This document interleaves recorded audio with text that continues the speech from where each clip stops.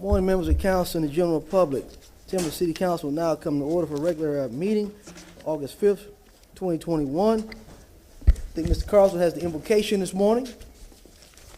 Great, thank you, sir. I'd like to bring up Reverend James Golden. Hopefully he's online here. Reverend Golden grew up in Jacksonville and Daytona, and then has been living in Manatee County for a number of years. He served in the military, and then he was called to be a pastor and chaplain, and he served on a lot of nonprofit boards. He has a lot of degrees. He has a law degree. He has a bachelor's degree, a master's degree in divinity. Very well educated. He serves as a school board member in Manatee County. But the reason why he's speaking this morning is that he's also the pastor of Port Tampa AME Church, and that's one of the churches that I go to. It's in South Tampa. If you haven't been to Port Tampa, it's the Port Tampa City. This is down next to McDill, a historic community that has lots of homes that are 100 or more than 100 years old. And because that's where the original port was, there were a lot of longshoremen there, and they started several churches, and 2 or 3 of the churches were African American.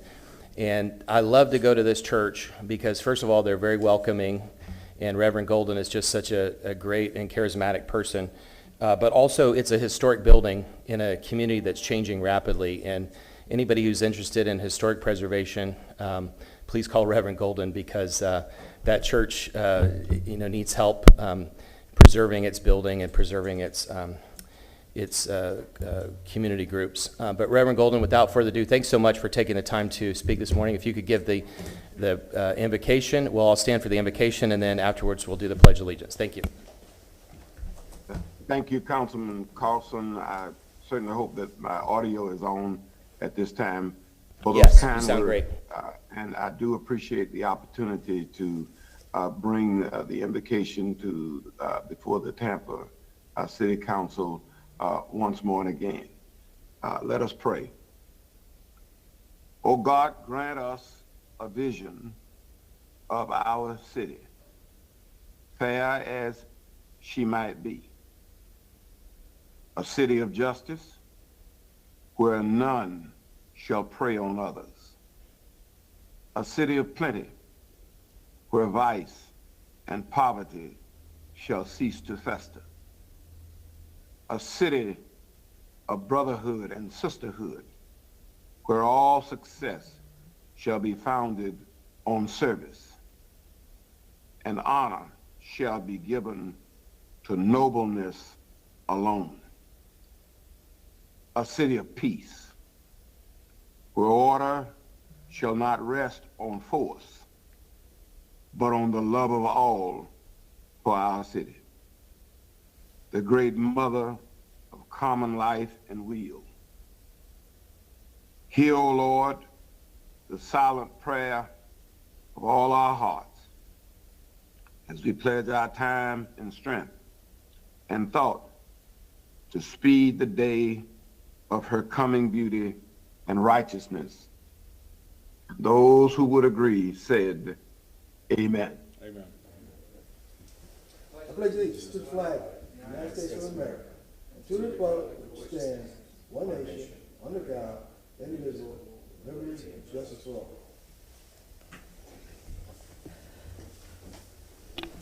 Madam Deputy Clerk, roll call, please. Carlson.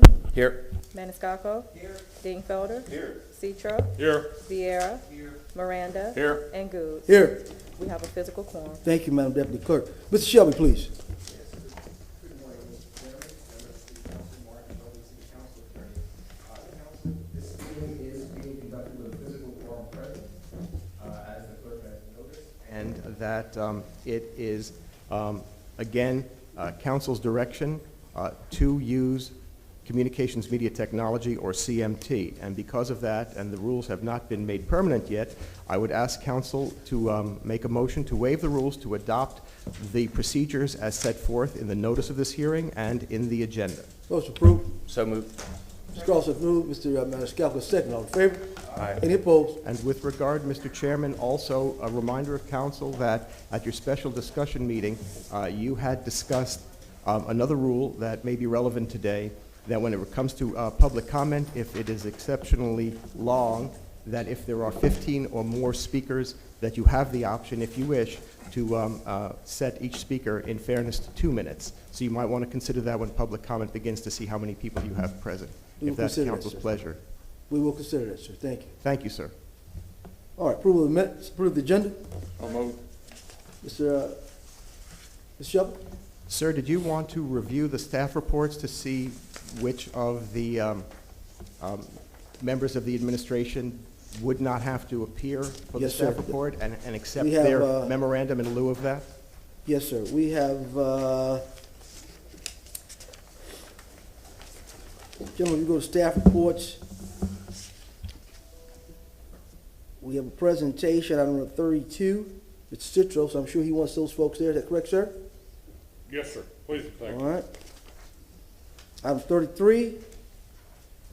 Staff will be here about updates, so I'm sure they're gonna, Mr. Bingfeld, all right? Mr. Gowers. 34, that is to do with the sidewalks, I believe. Yep, So we need that. we need that, all right. To appear, 35, fire rescue, we have a report on that. To appear, I don't need an appearance, but I'm gonna make a motion related to it. On number 35? On number 35? Right, Okay. I don't, Then let's see. I understand the motion. if you're gonna I make a mean, I motion. understand the memorandum and it's self-explanatory, but I will make a motion related to it, so. Then we'll keep Mr. Master here, so if you're gonna make a motion, let's keep him here then, just in case council members have other questions. Sure. Item 36. I'm good with 34, sir. Mr. Maniscalco is good with number 36. So the Assistant Chief of Police does not have to appear, is that correct? Thank All you. right, all right. Item 37, administration is about a report. We good with that, gentlemen? Number 37, you said? 37, we all good with that, gentlemen? They haven't received a report. No. And All right, so they're gonna appear. All right, well, they're going to appear. All Thank you. right. number 38? 38, Mr. Dingfelder? 38, I talked with Ms. Salsena and also with staff, and we're all in agreement to continue that item till Ms. Salsena returns to town. So, Make a motion to continue, sir? yeah, let's say October, beginning of October, Ms. Shelby. Madam Clerk, what do you have on the calendar? Second. That date Let me get my date and we'll, is... October 7th. That'll be fine, we'll just leave it there on staff. All right, Mr. Dingfelder has made the motion to move out of 38 for continuance. I think Mr. Carlson seconded. All in favor? Any opposed? Motion carried. Thank you, sir. All right. Motion to approve the agenda. So moved. Mr. And Brown I- has approved it. And you saw my couple of items. Which item, sir? Well, Let's go if you back. could repeat that, please, Mr. Mr. Dingfelder? Dingfelder, Right, item 5, I wanted to pull this to staff, item 5. staff report, and then items, 7 and 8, which I'm okay on. I spoke with Mr. Reamer, so I'm okay 7 and 8, but item 5. Item 5, you want that pulled, sir? All right, we'll do it. Did we get a memo on that, sir, or you just, you know? There was a memo, it was toward the end of the day yesterday. Okay, I'm sorry, I didn't see that, sir, but it's okay, we got it. All right, item 5 be pulled. All right, let's go back again. Motion to accept the agenda. Approve the agenda. Mr. Maniscalco has motion, did that, and Mr. Vieira has second. All in favor? Any opposed? Mr. Shelby, you're recognized. Yes, and also as part of that motion, if you look at the addendum, there's a substitute on item number 15 and a memorandum from Chief Financial Officer Dennis Rohero. You can take that up at the time. Is there any need for Mr. Rohero to appear for that, or just move it when the time comes under the consent docket? Any council member have any concerns about Mr. Hill not being here for item 15? We'll take up that time, sir. Thank you. All right, Mr. Maniscalco has moved, Mr. Vieira has seconded. All in favor? Any opposed? Motion carried.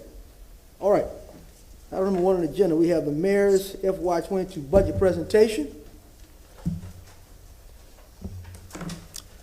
Morning, Mr. Chairman and council members. It's Adam Smith. The mayor and chief financial officer are going to be presenting this by video. in respect for your COVID protocol safety recommendations. So we Thank you, can sir. go ahead and roll.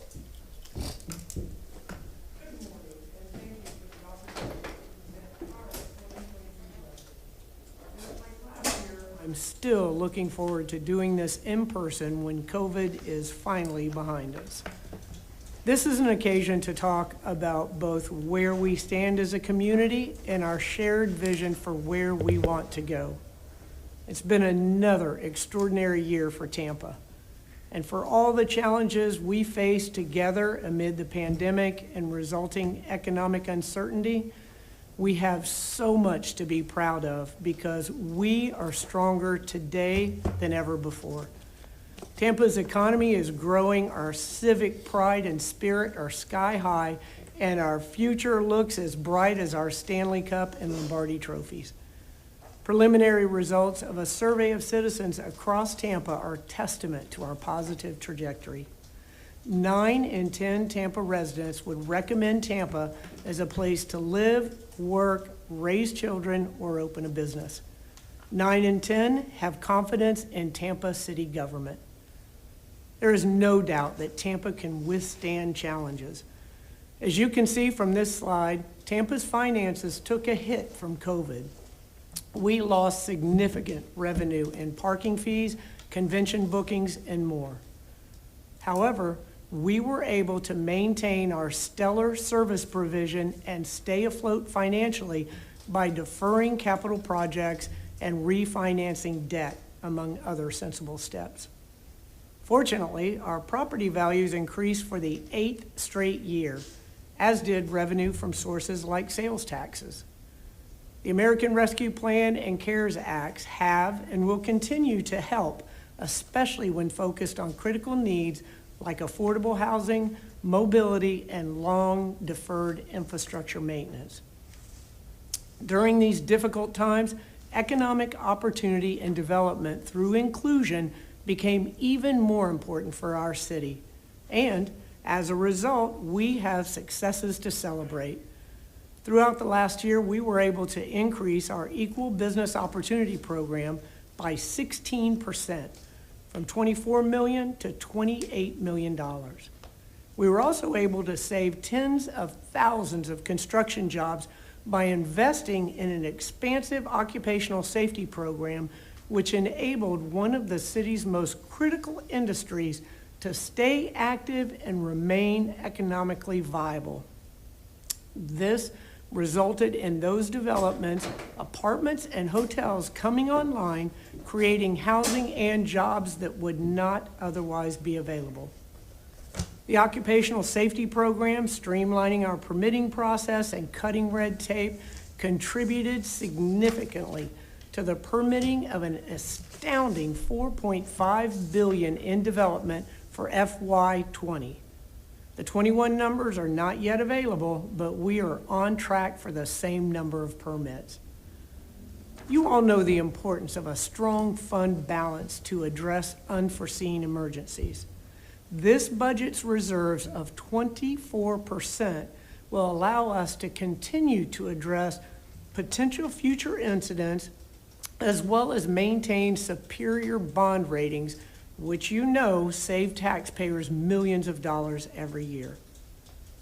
The theme of this year's budget proposal is strengthening Tampa's foundation, because that's what it does. I don't need to tell this council that a strong foundation, be it infrastructure, housing, fiscal strength, opportunity, or safety, is what enables a community like ours to be resilient in the face of challenges and ambitious when it comes to improving the quality of life for every neighborhood. We have some exciting and overdue capital improvement projects in this budget, including remodeling of the convention center to attract larger events, the design of the Government Services Center in East Tampa to centralize and simplify service availability, new fire stations, the decentralization of fleet maintenance, and the East Tampa and New Tampa recreation centers. This FY22 budget is about collaboration and inclusion. we listened very closely to each of you on this council. We incorporated into this budget much of what you told us. And we listened closely to our residents, conducting our annual citizen sentiment survey to gauge the service level expectations and wishes of our community in terms of their needs and experiences. Transforming Tampa's Tomorrow, or T3, is how I describe our overall vision for moving Tampa forward. And this budget reflects the 5 core goals of T3. Strengthening community-centric services, enhancing workforce development, increasing housing affordability, improving infrastructure and mobility, and sustainability and resilience. So let's take each pillar one at a time. Strengthening community-centric services means focusing on what our community wants and needs from us and how we can improve the service we provide the public day in and day out. This is why we are upgrading our overall customer service system to make it easier for residents to connect with City Hall. We've created the Customer Experience Director position and are now excited to be implementing a new customer service software that will allow the community easy and direct access to our City of Tampa team. This budget is another great example. It's available on a new platform, OpenGov, that will make it far easier for the public and you to review, analyze, and understand how public money is being spent. Improving transparency, accountability, and accessibility are key to community-centric services. We've also named Osea Nguyen as our Chief Diversity Officer. She will work to implement diversity, equity, and inclusion initiatives throughout the community by establishing and overseeing the Mayor's Advisory Councils. We have taken these actions to ensure our ethnically diverse communities have a direct link into and a voice within City Hall. We've had many conversations about our public safety. We heard your passion concerning community needs, and as a result have incorporated a number of public safety solutions into this budget. As you can see from this slide, these changes will improve emergency medical response times by adding personnel, fire stations, and rescue vehicles. In addition, our police department participated in the Mayor's Task Force on Policing along with many community members, resulting in 19 citizen-led improvements that have been successfully implemented. Initiated a well-planned and thoughtful mental health co-responder program, as well as working collaboratively to make our Citizens Review Board more effective. Tackling housing affordability shortage is essential.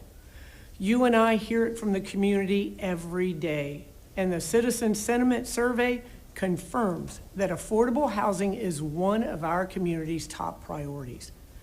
That's why we are allocating 20%, more than $16 million of the American Rescue Plan funding to affordable housing efforts. That's in addition to the $20 million in federal, state, and local dollars that we will put towards housing solutions. We've made and will continue to make zoning and policy changes to encourage more private developers to enter the workforce and affordable housing market. We are championing many housing solutions, from tiny homes to multifamily housing options, including a transformative mixed-use development that includes over 900 income-qualifying affordable housing units as a vibrant mixed-income community in West Tampa. We will be expanding the infill housing program to multifamily and a variety of income levels. We also will start offering the owner-occupied rehabilitation program to those earning more than 80% AMI. As we are all aware, the homeless population is growing in our community.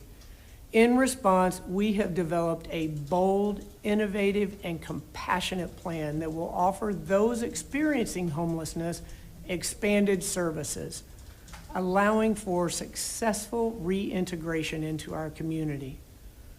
Together, we are making progress on workforce development.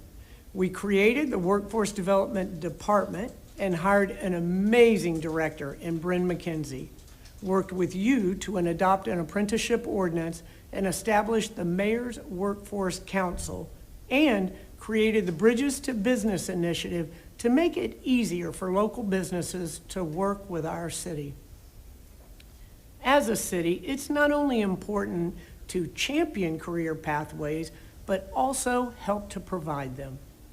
As such, we are incorporating fleet and facility maintenance training and a culinary academy into the design of our proposed government service center on Hannah Avenue.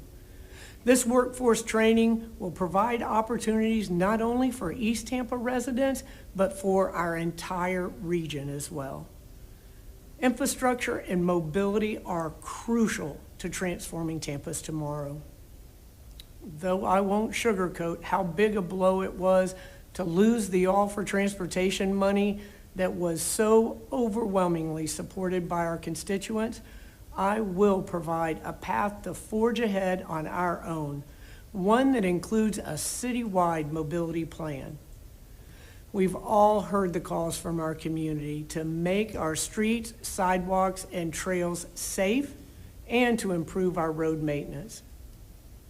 To this end, we have committed an estimated $22 million for road safety and maintenance.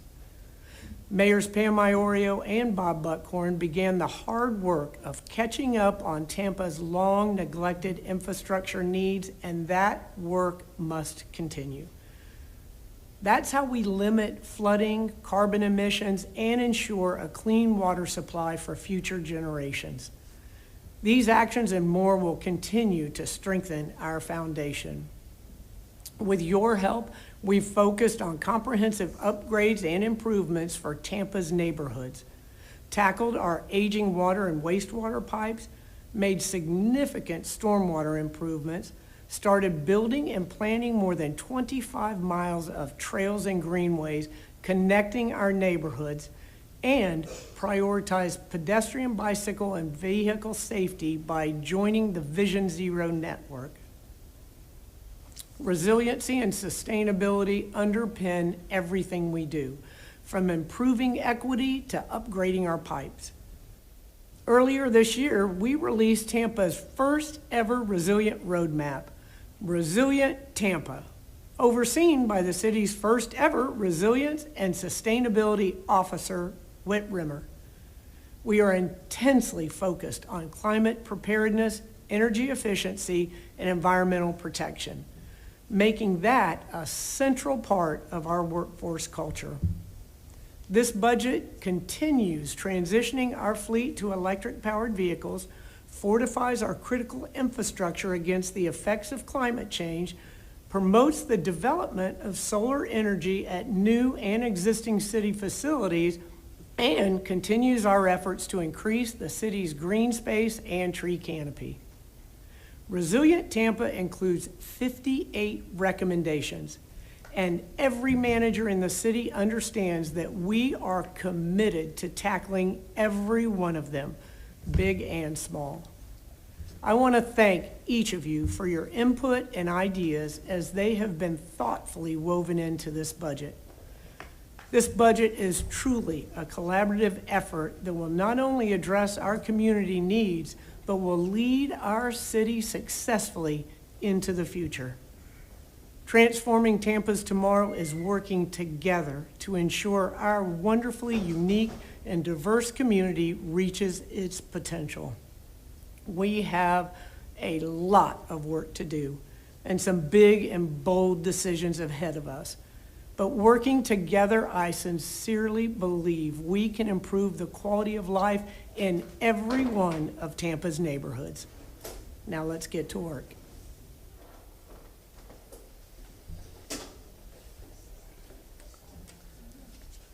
All right, gentlemen. I think he's got another video. It's another video?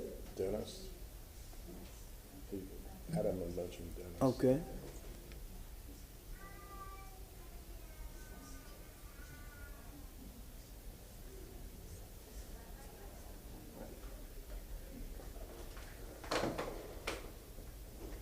Okay, Good morning, Council. Dennis Rajero, Chief Financial Officer. Thank you for having me here this morning to brief you on the Mayor's fiscal year 2022 recommended budget.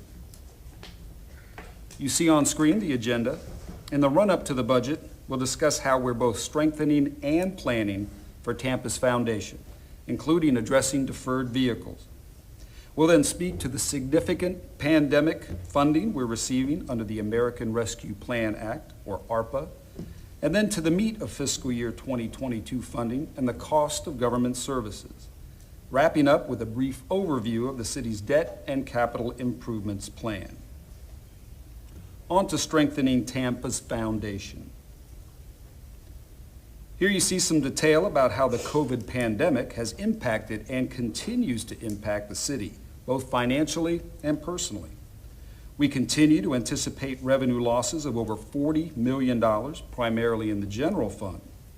And there have been 700 instances of our employees testing positive through July, and the number of quarantines nearly equaling the number of employees, with many public safety personnel requiring repeat quarantines. Council, in crafting a budget strengthening our foundation, we turn to our community survey, and you see the top 10 important characteristics here. At number 1, a sense of personal safety. And keying off of that, you'll see our past and recommended substantial investments in fire and rescue on the next slide.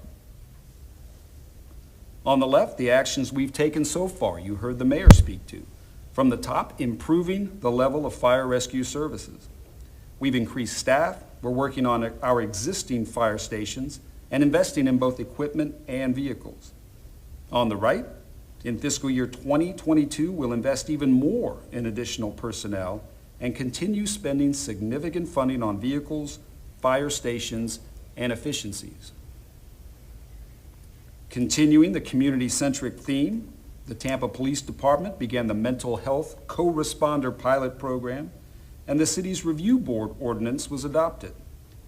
In fiscal year 2022, we'll begin design on a complete refurbishment of the public safety training facility at 34th Street.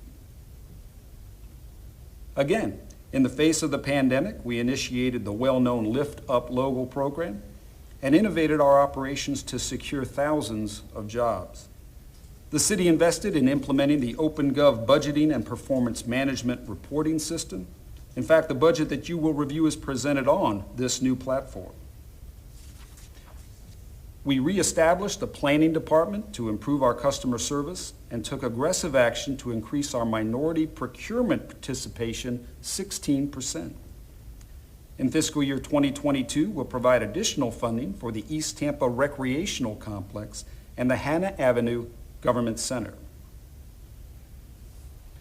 Council, we have been and will continue to be very busy increasing housing affordability. At the top, you can see we distributed more than $80 million to needy recipients and supported sheltering options for the homeless. We're encouraging the private sector to develop affordable housing, and we're developing a land trust. Staffing has been increased, and we've expanded the infill housing program to add 12 new single-family homes. The request for proposals has been completed for adding more than 900 income-qualifying affordable housing and community services. We've acquired the Army-Navy parcel downtown for more affordable and workforce housing, and initiated the rezoning and another request for proposals for an 8-acre parcel in East Tampa for additional income-qualifying housing units. And we funded a tax credit application for elderly income qualifying development at the Madison Highlands project. We'll continue our determined efforts in fiscal year 2022.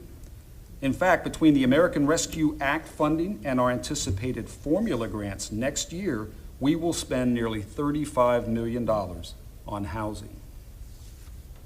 We'll continue to expand the various services you see here: housing and shelter accommodations, infill housing, and owner-occupied rehabilitation.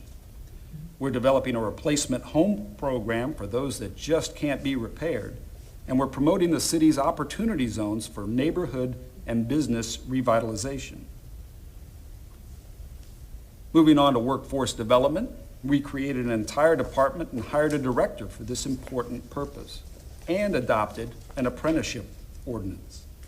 We'll continue the successful Bridges to Business program and the signing days while aligning educational resources. As you know, the Mayor's Workforce Council has been established, and the Hannah Avenue Government Center will have a sizable workforce component too. Up next, infrastructure and mobility. Through our stormwater and pipes programs, we're already seeing results of our increased investments addressing our aging infrastructure, as the recent Tampa Bay Times headline illustrates. Why didn't we flood and spill sewage? Because of our focus and our actions.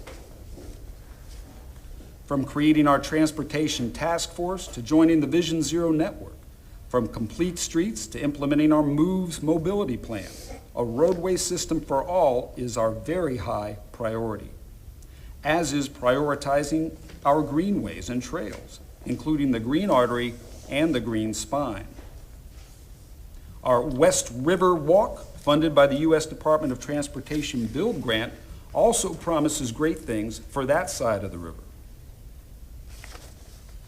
For fiscal year 22, we have resurfacing and sidewalks, relocation of the solid waste department, and neighborhood infrastructure. Rounding out our strategic goals, sustainability and resiliency continues to be very important to all of us, and our Resilient Tampa Roadmap has been published with 58 initiatives. We've expanded and will continue to expand our electric and hybrid fleet, including charging stations, are pursuing city LEED certification, and have initiated and will continue the PURE process. In fiscal year 2022, we'll advance the Climate Action and Equity Plan and support community climate education and justice opportunities. Planning for Tampa's foundation. As you know, Council, we have a number of major planning initiatives in the works that will continue to drive us forward. I've already mentioned bringing the planning department back. Implementing both public safety and parks master plans will be major milestones. The public safety master plan will continue the progress on improving service levels while bolstering the health and wellness of our first responders.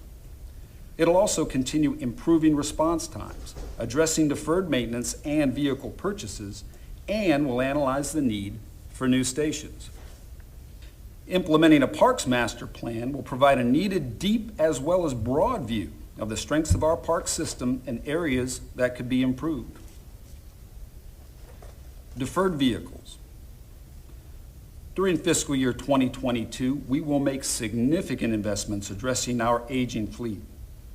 As we've discussed, our replacement funding and the purchase of new vehicles simply hasn't kept pace with our needs. So a total of nearly $33 million will be spent, with nearly half going to the public safety agencies. Moving to the American Rescue Plan Act, as we've discussed, Council, the city is anticipated to receive a total of approximately $80 million over the next 2 years to address impacts from the pandemic through fiscal year 2024, with all of the funding spent no later than 2026.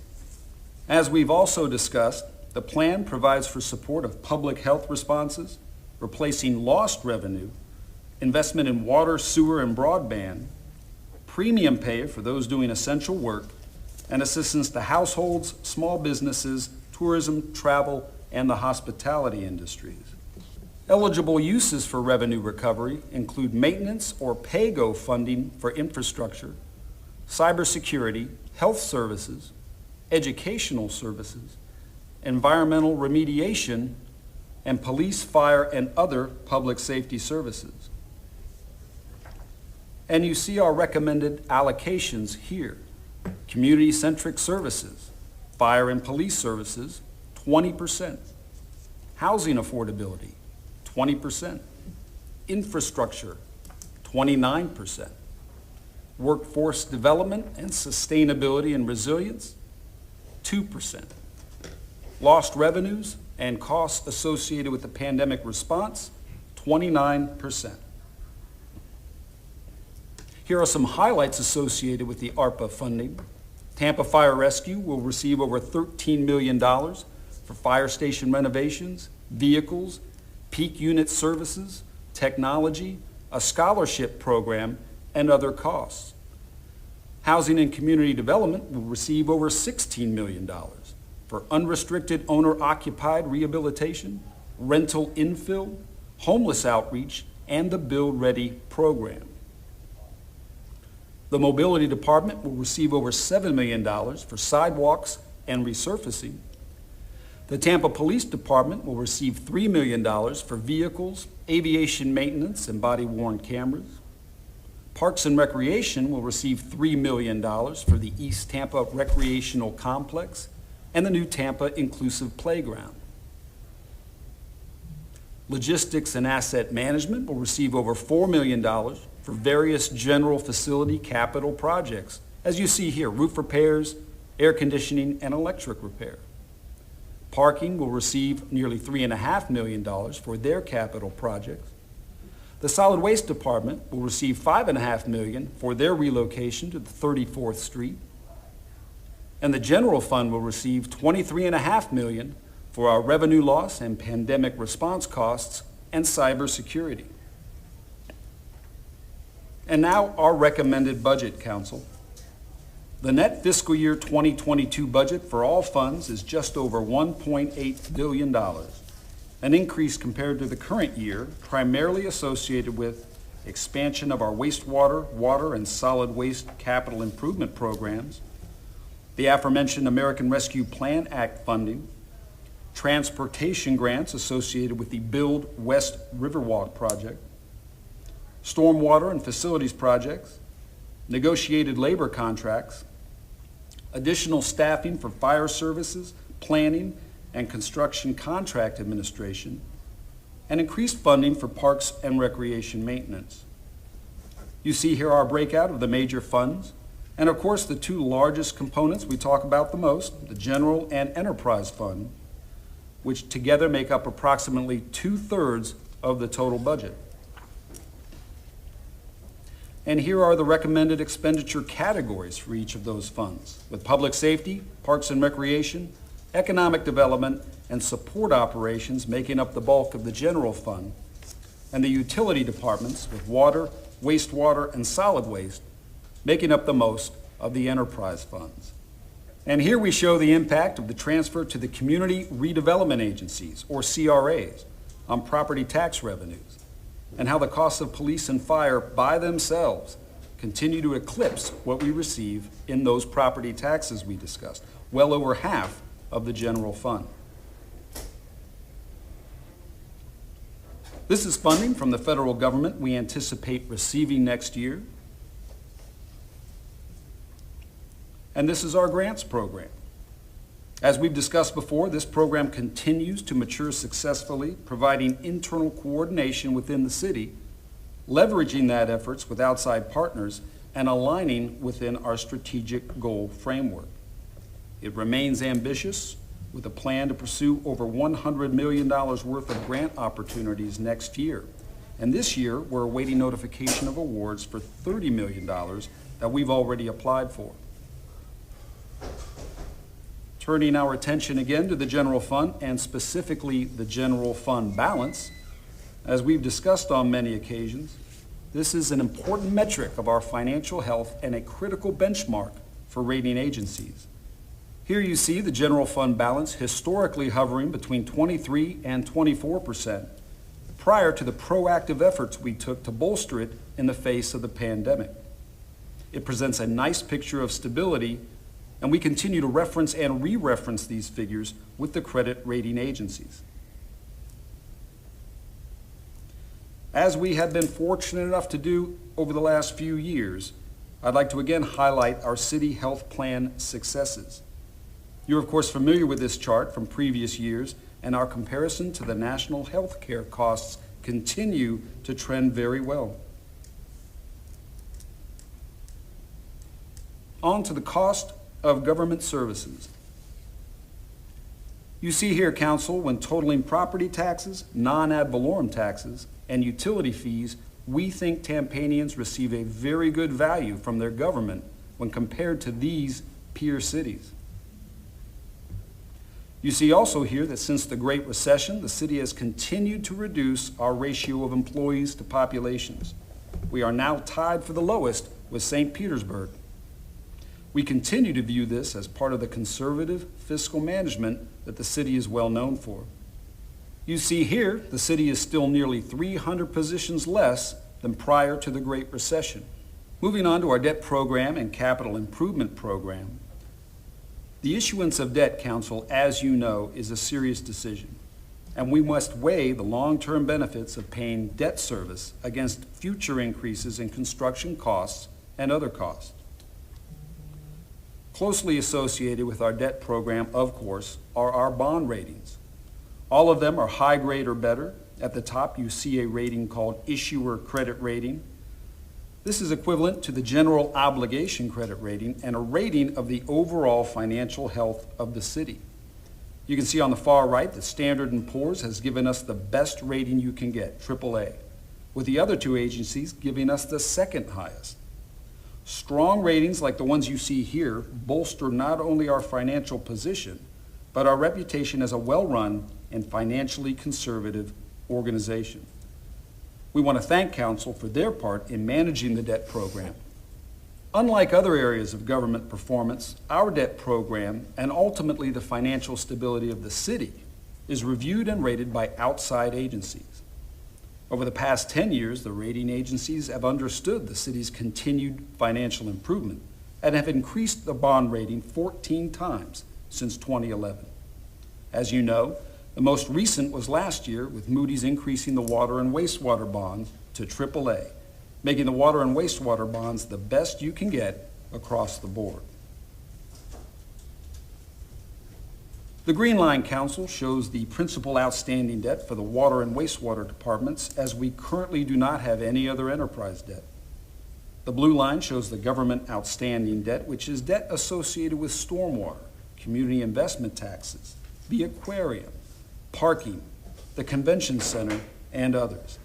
As you can see from the graph, the amount of outstanding debt decreases from nearly $400 million this fiscal year down to $100 million in fiscal year 2030. Most of the remaining debt after 2030 is associated with improvements to the stormwater system. This is a very good debt profile, as it shows that the city has long-term debt capacity. As in the previous slide, the green bars show the annual enterprise debt and is reflective of the most recent water and wastewater bond deal. And as before, the blue bars reflect the general government annual debt service. You can also see that the amount of annual governmental debt decreases significantly in 2030 and is relatively flat until 2046, when the stormwater bonds are paid off and the assessment ends. And finally, Council, before you is our recommended $2.2 billion 5-year capital improvement program. Our citywide projects include continued investment in our water and wastewater systems, investment in McKay Bay waste-to-energy plant, neighborhood projects including McFarland Park, East Tampa, Virginia Park, and Forest Hills, and wastewater, water, stormwater, and mobility. You can locate projects within your council district using the OpenGov platform with a GIS-based mapping system.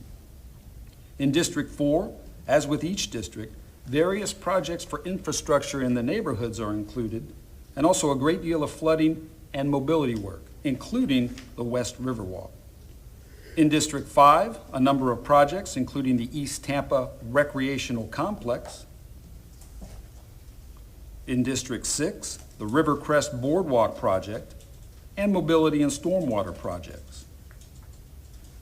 And in District 7, the Inclusive Playground, Forest Hills, Mobility, and Fire Station 24. Council, you see on this slide the next major milestones associated with adoption of the fiscal year 2022 budget. The first public hearing on September 13th, and the second public hearing on September 28th. Again, Council, the budget you will review will be presented on the new OpenGov platform. After reviewing the budget, we look forward to answering any and all questions. We continue to appreciate council's support and efforts during this process. Thank you.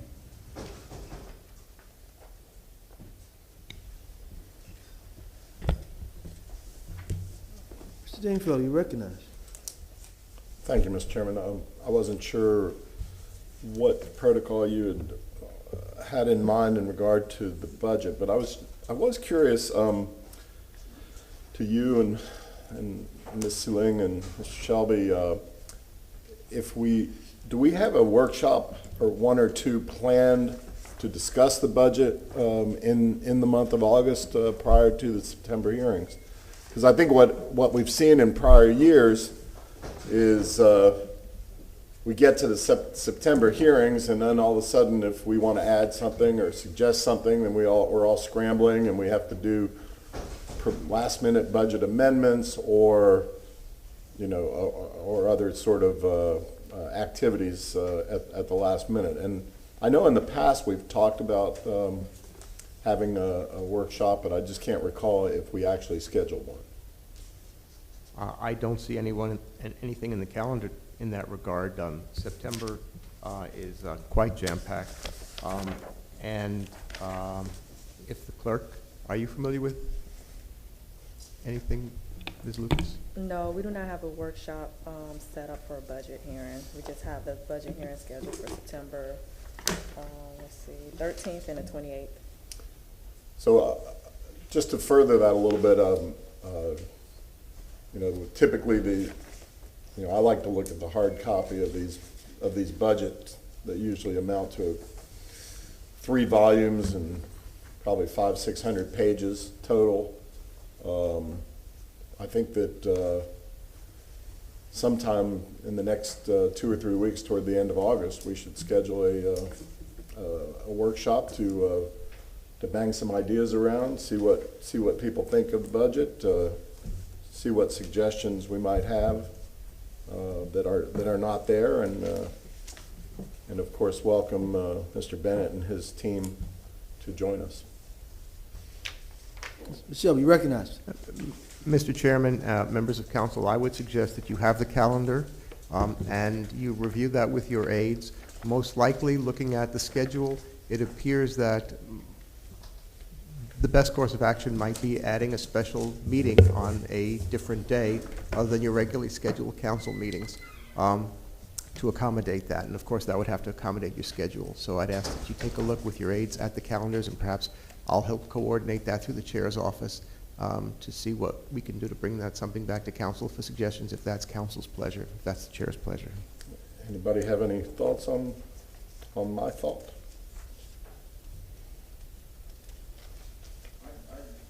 I'm more than happy to support it. Just a general discussion, throw ideas around, just as you mentioned, before the actual budget public hearings. Because it's, oftentimes you hear, well, the budget's already printed, it's already too late, it's too late, This, I think, would ease up on the actual public hearing discussions in September and get those moving smoother. So, do you have a date in mind? Well, I'm looking at our August calendar.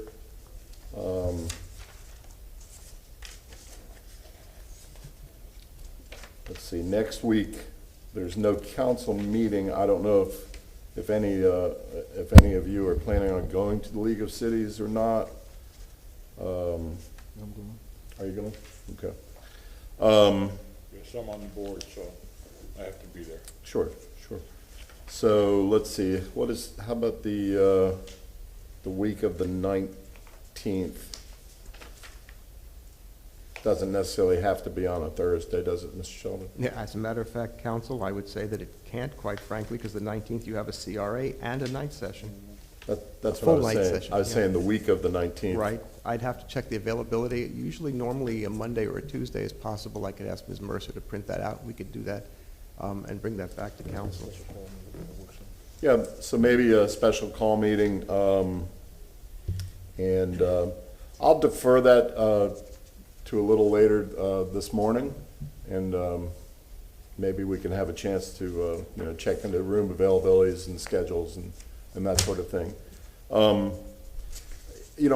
I don't know about you guys. Mr. Denfeld, you wanna wait till later on to discuss it? I mean, we're doing the budget item now, Well, just in terms of the details or the date, We could print out, I could ask Ms. Mercer to print out the calendar to make sure this room is available. It's rather short notice in the scheme of things. Yeah. Because we'd have to notice We'll do it that. to I can say that August 16th is available, which is a Monday, if you're looking at that week. There are 2 trainings on the 17th at 10 a.m. and 1 p.m. And then on the 18th, there's code enforcement hearings. so the 16th you're saying is available? All right. Well, without objection, then I'd move to have a special call meeting to discuss the budget. There wouldn't be any votes taken, I guess, Mr. Shelby? No, you can take, it'll be a noticed public meeting. We could schedule it as a budget workshop, if you like, in advance of the first public meeting. And certainly, if that's council's pleasure, to direct staff. Could I just add one thing? Yeah, and I just wanted to finish. One of the things, I don't know if you guys have been approached by staff. You know, I've been kind of waiting a couple months to hear from staff about the budget in terms of any thoughts or ideas and that sort of thing that I might have, and I might have given some input if I'd been approached, but I haven't been. So anyway, this will be an opportunity to do that. You recognize Ms. Carlson, then Mr. Citro. Yeah, just to add to this particular point, I don't think you mentioned the Budget Advisory Committee, and so I would ask that, we've got a very dynamic chair and a great group of people. When are they coming? Usually they give a report. But it'd be great if they could give their report at the same I time. think Mr. Miranda's aide handles that. I don't know when they're coming forth. I know it's supposed to be coming soon to his council to give a presentation. They are, I believe it's right before our first, Mary has the date set up. In fact, I gotta make a motion on it, so I'll ask Mary when. And I think you're right, Bill. I think the 16th, if we're doing a workshop, would be an ideal time for them to you know, give a presentation or recommendation, so at least they're meaningful. Let's see if they're ready, if they're ready. So I Right. guess if the motion passes, I guess Mr. Miranda can get with Miss Mary to see if they're available to make their presentation on that 16th. I'll find out in a minute. Thank you, sir. And- Mr. Shelby, you're recognized. And Mr. Chairman, as Mr. Rogero stated in his presentation, I suspect, because I believe the council, I don't know whether the council will be receiving a hard copy this year with sustainability and resiliency, or it'll only be available electronically, but obviously you will have the opportunity, a short window, however, between now and that workshop, when you schedule it, to be able to review the items, to be able to talk with staff in advance of the workshop, to be able to address items that can actually create an agenda or a discussion, so you have some sort of roadmap for the workshop. All right. So that's my motion, schedule something on the 16th. What would be a good time? 9 a.m. or 5 p.m.? Mr. Chair, if I may. You recognize Mr. Thank Citro. you very much. I want to be a part of this. I have prior commitments that have to be done with other boards. Can we do it at 1:30 or later, 2 o'clock? That's what we figured. I'm good with 1:30. Mr. Citro, Thank you very much, obviously, Councilman we Dingfelder. want I your appreciate valuable input. And You recognize Mr. Shelby. Mr. Chairman, I would recommend that you set a time certain for a start and also a time certain by which you will finish, so that people will be on notice on how long that workshop will last, so you can work within that time frame. So what do you What- think, midnight? I don't think I mean, 1:30 to we 3. go until we go. I don't think, what are we gonna put an end Well, that's the date on it? that's the question. The thing is, you know, It's a workshop, so. it is it's a special workshop. call. Pardon? It's a special call, it's a workshop, so I don't know why we're putting an end time. When we finish, we finish. If that's council's pleasure, but the thing is, the question is that staff would have to be on notice about how long they'd have to make themselves available. The public would have to know if they're going to participate virtually about how long these things take. Normally, It's a hearing. normally your workshops, just for the sake of argument, normally your workshops don't continue into your night meetings, so you know they have to end by a certain I don't time. think we have a night meeting that night, right? Where it's open. No, you wouldn't have a Let's night. just leave it open. Okay. If that's council's pleasure, I have no position. Thank you. So, Just wanna be clear. we have a motion on the floor by Mr. Dingfellow. Do we have a second for a special call meeting for a budget workshop with the administration? on, August 16th at 16th at 1:30. Mr. Carlson has seconded. All in favor? Aye. Any opposed? Motion is carried. And I see Mrs. Mary is here. She's working on She's it. working on that? Simon, I mean, I've had Joseph downstairs, I'll see if the 16th is Oh, available. the finance committee's downstairs? Okay. No, just Joseph. Okay, the chairman's downstairs, okay. All right, well, she'll come back with us and answer with that. We'll go and continue. She'll come back with the, I guess the finance committee chair is downstairs, but Gary was listening to the budget hearing. So we'll move on, Mr. Shelby. We've already kicked that down the can for that workshop on the 16th. So we'll go to ceremonials presentation with Mr. Vieira with our ATU Local Employee of the Month. Thank you very much, Mr. Chairman. It's a great pleasure to be here today. Tampa City Council Louis Vieira here for our ATU Employee of the Month. And usually Chairman Goods does this, but you asked me to do this, so just for the public's information. We are here in recognition of Mr. Mike Pinero, the ATU Employee of the Month, for his exceptional performance of duty as a building maintenance trade worker for the Logistics and Asset Management Department. And many of us know Mike because we see him around the building, and he's always a hard worker with a great smile and attitude and a great work ethic for everyone. I always see him around with Corey and other of our hardworking City of Tampa employees. So I will introduce now Mr. Steve Simon with ATU Local 1464 for some additional remarks. Mr. Simon, go ahead, sir. Thank you, Councilman. Good morning, Mr. Chairman, Council, and City of Tampa.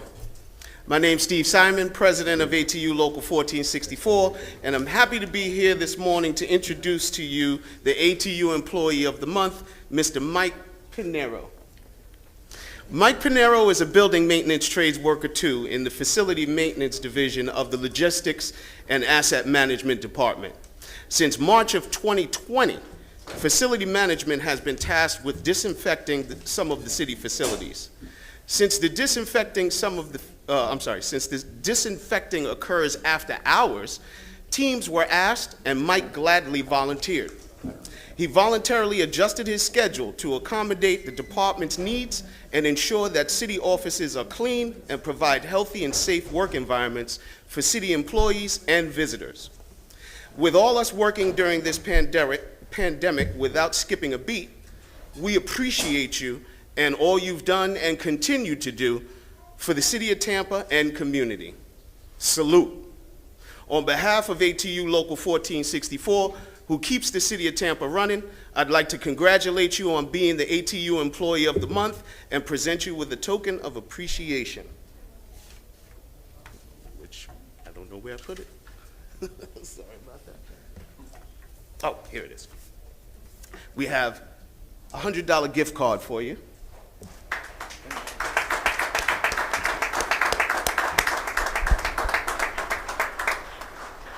And also, I'd like to present to you a letter from our Chief Executive Officer, Mayor Jane Castor. And if I may, I'd like to read it. Okay. Dear Mike, congratulations on being selected as the Amalgamated Transit Union's Employee of the Month for your professionalism, strong work ethics, and for going above and beyond in all aspects in your position as a building maintenance trades worker too. You readily accept additional assignments and are willing to adjust your schedule to accommodate the needs of the city and the Facilities Management Department. Your abilities, proficiency, and outstanding attitude make you highly deserving of this special recognition. You demonstrate a firm commitment to the City of Tampa, your department, and to our community, and you set a shining example for others to follow. It is employees like you, Mike, that make me proud to serve as mayor. Thank you for your dedication and service. Sincerely, Mayor Jane. Thank you.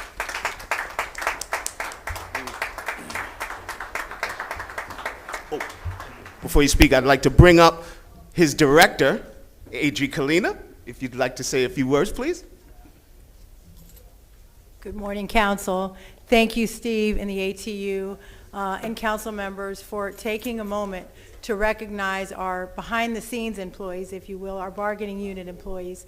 Our department serves other city departments, and you see those forward-facing, police, fire, Parks and Rec, and what have you. But we can't forget that it's folks like Mike and our electricians and our plumbers and our mechanics that keep this city going. I have the privilege of leading this department. It's an unbelievable team. Mike, you really always go above and beyond, and we appreciate you greatly. Well deserved. Congratulations.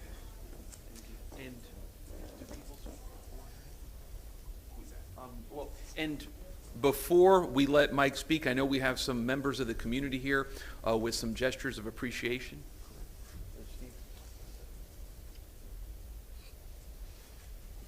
Good morning, Steve Michelini. I represent several different groups that want to honor you, but first let me say that your job helps us all stay safe and healthy, and in a time when it was so difficult to even get into City Hall, that you were there every day in long hours, I'm told, morning, noon, night, and evening, to make sure that the city council chambers were clean for all of the council members, as well as those of us who were down on the second floor or were remote, but we're happy to be back with you. So on behalf of the city council members, I have a gift certificate for you. It's a surprise. You have to open it and see what's in there. But I've been assured that it's a good prize. On behalf of Yummy House China Bistro, we're providing you with a gift certificate so you can enjoy yourself over there at lunch or dinner. It's a $50 gift certificate. On behalf of the Chicho's Restaurant Group, we're providing you with a gift certificate of $50 so you can enjoy yourself on South Howard at any one of their establishments for $50.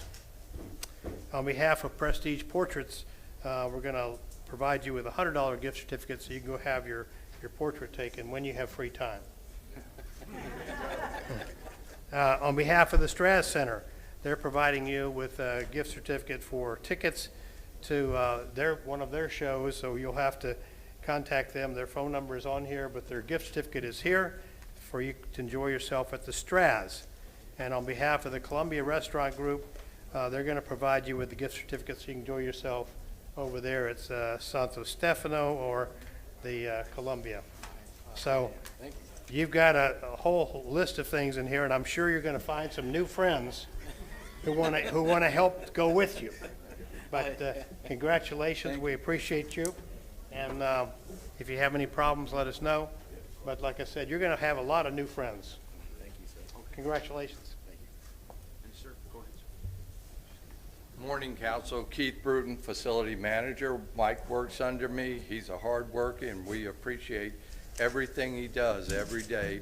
And on behalf of Facility Management Team, his brothers and sisters of the ATU, we gathered a collection for him. Want to present it to you so you can take your wife and daughter out and get a good meal. Appreciate it, Mike.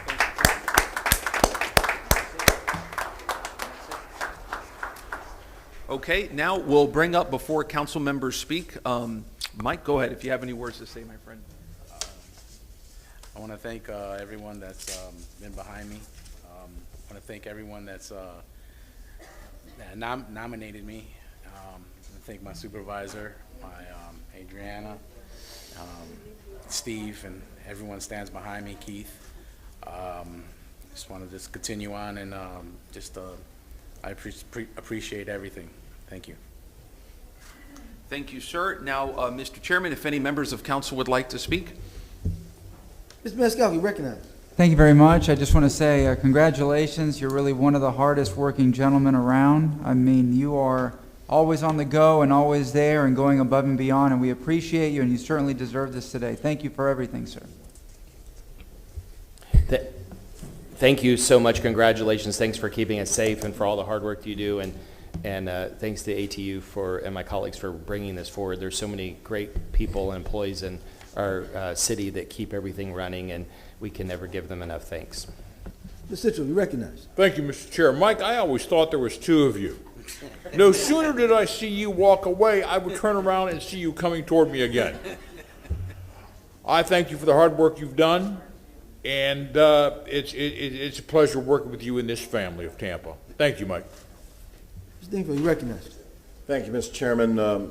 Mike, Mr. Simon, you know, the ATU folks, and especially you, Mike, and your team, you're the ones who have been keeping us safe throughout this COVID period, and hopefully this next go-round won't be too long, but we appreciate all you do and everybody in ATU. Thank you so much. All right, Mr. Miranda. Thank you, Mr. Chairman. As Mr. Simon always says, if you're a member of 1464, you make the city run, and if it wasn't for you, the city couldn't even walk. But we appreciate everything you've done, not only this past year, but when most husbands go home in the evening, you're here working in our building, make sure that in the next morning everything is safe for the hundreds of people who come through this building on a daily basis and the other buildings that you take care of. We're very appreciative of you. You're one hell of a guy. Thank you very much. And by the way, you look real slim. Don't let them say that you're double the size. Thank you very much. Well, Mike, I tell you, sometimes you don't know what you don't know. Been seeing you around. When I ask you to do something, you get it done. And then when I'm reading the accommodation this morning, didn't recognize the last name. Shame on me. But I tell you, I can say you're one heck of a guy who gets it done. Always got a smile on your face no matter what. And we appreciate the work you do. So thank you so much for what you do. And if I may now, it is my pleasure and honor to present to our good friend Mike, formally a Tampa City Council commendation. This is a gesture of appreciation for all that you do and all that you will continue to do to serve us in the city, and we appreciate it, sir. There you go. God bless you. Thank you.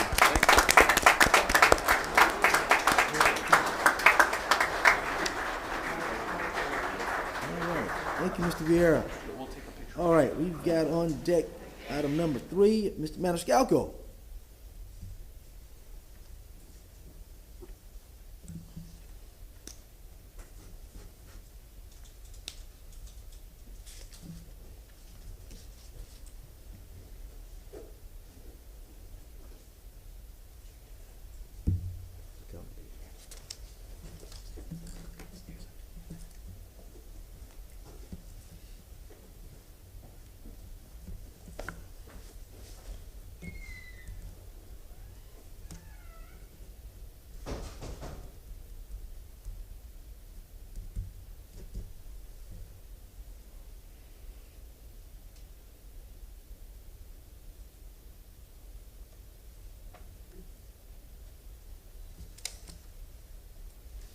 Yeah, Mr. Maniscalco.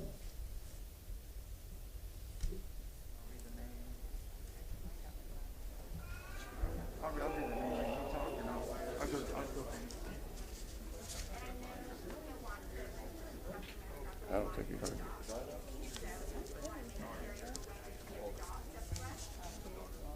Ready when you are, Mr. Maniscalco.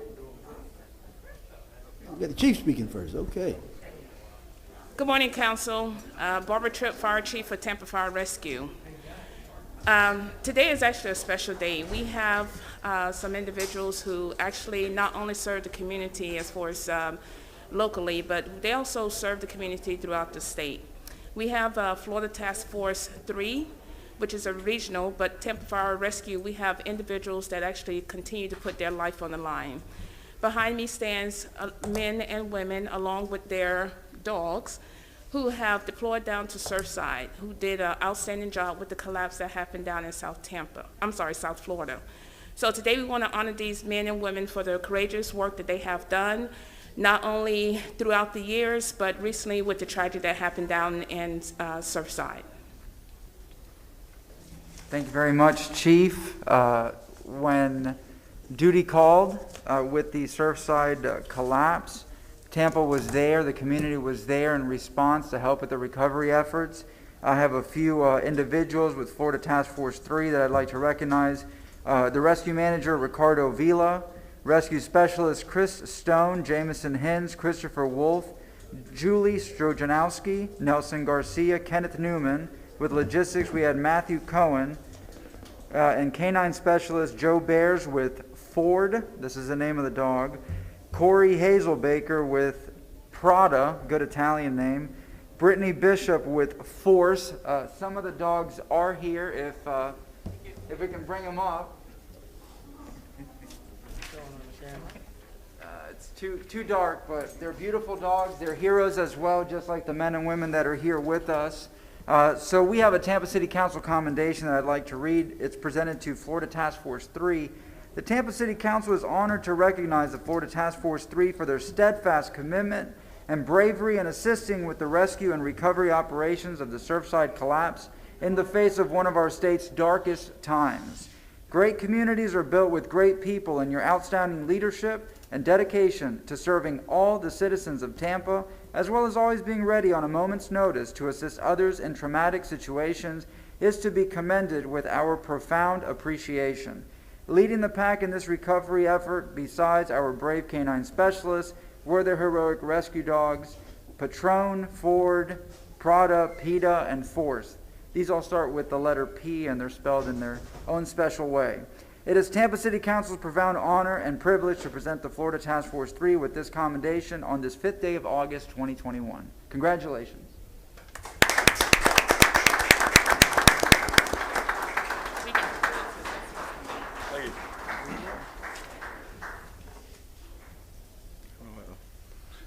On behalf of myself, excuse me, myself and the rest of the men and women behind me, I just want to say thank you. It was a rough week, but we were able to bring closure to some of the families down there in Surfside, and that's what we were there for, and we accomplished that. Thank you. Thank you.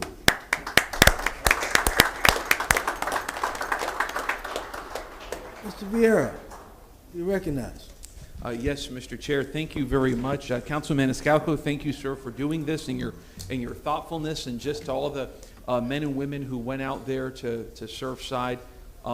You know, you made us proud. I mean that. I remember being a part of the prior council in hurricanes in 2017, and Councilman Maniscalco was there, and others, Councilman Miranda and others, seeing off our first responders as they were going off to different parts of Florida to help out with what looked to be terrible disasters and was in so many areas. I always say that what's special about our first responders, that's our police officers and our firefighters and all of our emergency personnel. Y'all have a real bond because you guys run into situations that people like me and all of us, most of us here, not Councilman Goods, he was a cop, run away from.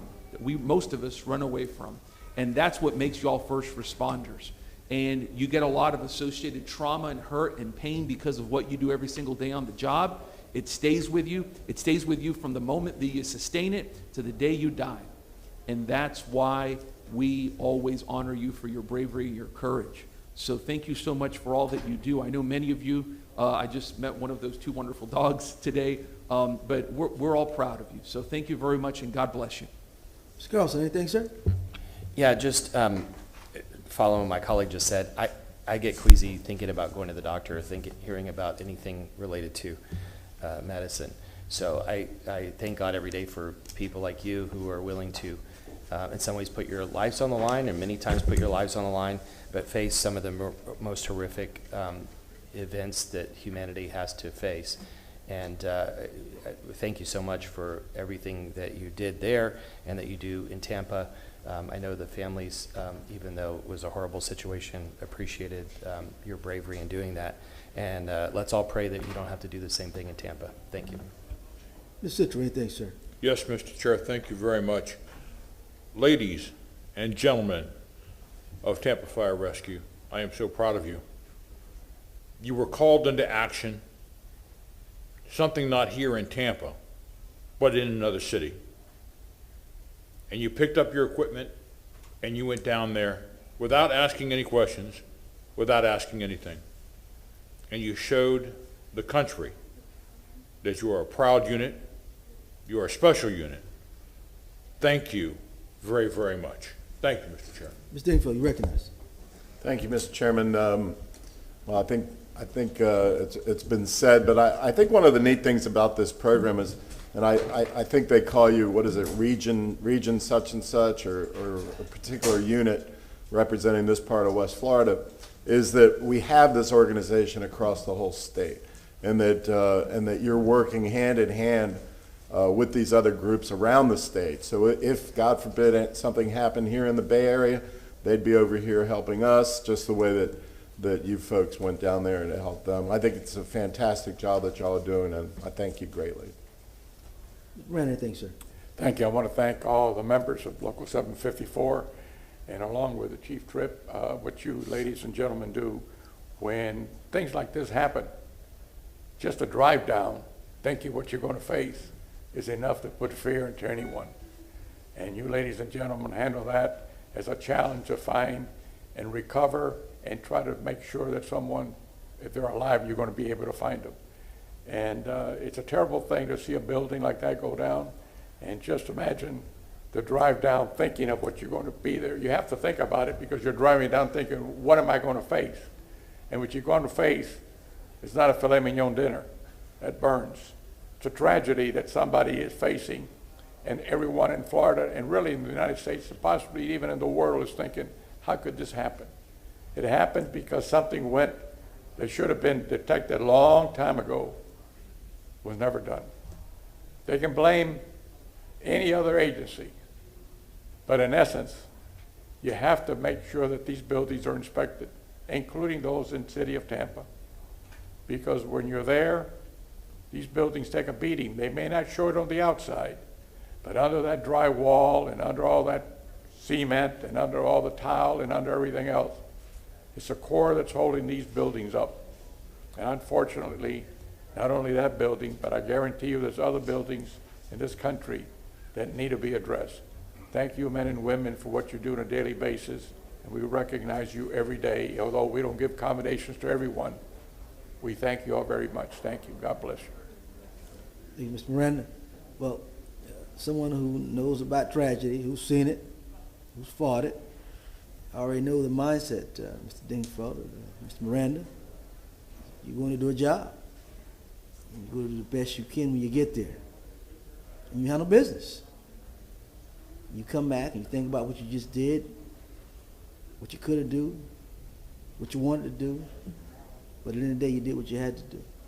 So, Chief, thank you for having a team that can respond so quickly to get down and help those folks down there. We appreciate you all. But one question I got to ask, who was the person in charge of handling Mr. Vera when he was on his 18-hour run with the fire department, make sure he got back here safely? He knows what I'm talking about. But we thank you all, and again, thank you for the work you do. Thank you, Mr. Maniscalco. Thank you. Thank you very much.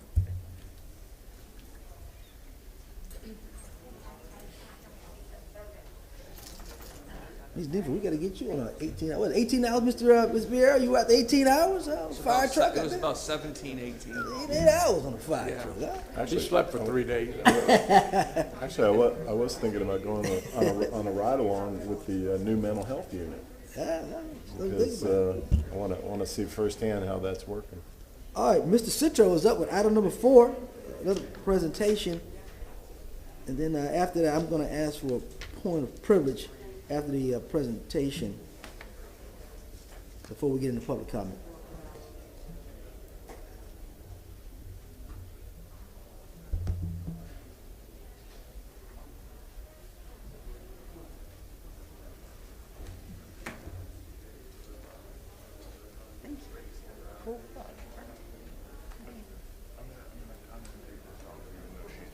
Mr. Chair, can you hear me? I can hear you, sir. I'm going to tell you, that, Mr. Chair, with your permission, I am going to read off this proclamation before I start talking about this wonderful woman. And I think that will explain everything. Ms. Carla has been working with our family, and what I mean by family, I always call us family, the city of Tampa, for 44 years. As you can tell, she started when she was 12, of course. But the reason why I want to read this off first, again, this will explain. Here, you hold this, because you are an amazing woman. No, the reason why I know this woman is amazing is at her retirement party. Can I say that? Retirement party? Yes. There were more people there than I could count on both fingers, both hands, even with a calculator. There must have been 60 people there. It's amazing. The city of Tampa is proud to honor Carla Kippy Locklear for her outstanding dedication and commitment to public service as a 44-year career veteran with the city of Tampa. Carla began her career in 1977 with the Parks and Recreation Department. She demonstrated her exceptional public service skills by working with youth throughout the city, creating programs, teaching art, swimming lessons to adults and kids, and building aquatic safety programs. During her 4 decades of service, she has touched countless lives and served generations of family. But I'm not stopping there. I'm going even further. Carla was promoted to Risk Management Department as a health and safety specialist, where she continued to serve, and in keeping with the city's commitment to health and well-being of our employees, Carla provided wellness initiatives to promote healthy lifestyle choices. She would travel throughout the departments with her bright smile, with the single day, eat right and exercise, do well for yourself, and get healthy now. Yes. Carla is a legend in the city of Tampa. She leaves behind a legacy of service to be admired and respected by all. We are proud to have you as a long-standing member of our workforce and our family. With this great privilege, the members of Tampa City Council present this commendation to you on the 5th day of August, 2021. Thank you for everything you have done. Thank you for your service. Thank you for being part of our family. And just thank you for everything. Thank you. Get up there and talk to them. Speechless? I'm speechless, and that's very rare. I am very rare speeches. I can't tell everybody enough how much it's been a pleasure working for the city. It's been, I tell my kids and my husband, thank you for being patient. I can't see you. Because of my time with my family has been quality time, not quantity, because of all the special events and the activities and things we do for the employees. You know, I first started with recreation, so my love has been recreation and the community. The community was where I really focused on. But then I had the opportunity to come in and work as the wellness coordinator, and I got to learn and develop and learn about all the other employees and what they do. This city runs on great people.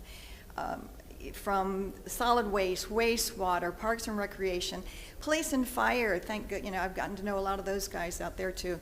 Revenue and finance, those people are stressed up there.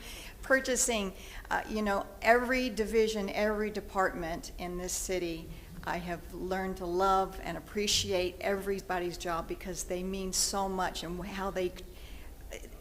what they've done, how they treat the community and each other, and it's been a great pleasure. It's been a great ride for working for the city of Tampa. True pleasure. Thanks to all my peeps who have showed up, and thank you, City Council, thank you so much for presenting this to me. It's been They're going to say some nice words to you. Thank you. Mr. Vieira, you recognize it. Yes, sir, Mr. Chair. Thank you very much for your many years of service. You know, risk management is such an important area, not just because you're taking care of people's well-being and welfare, but because you're preventing larger exposure to 2 things. Number one, most importantly, to the people themselves, because risk management, you're preventing risk and loss. And it's funny, like I'm an attorney and I work in risk management issues often on the defense side.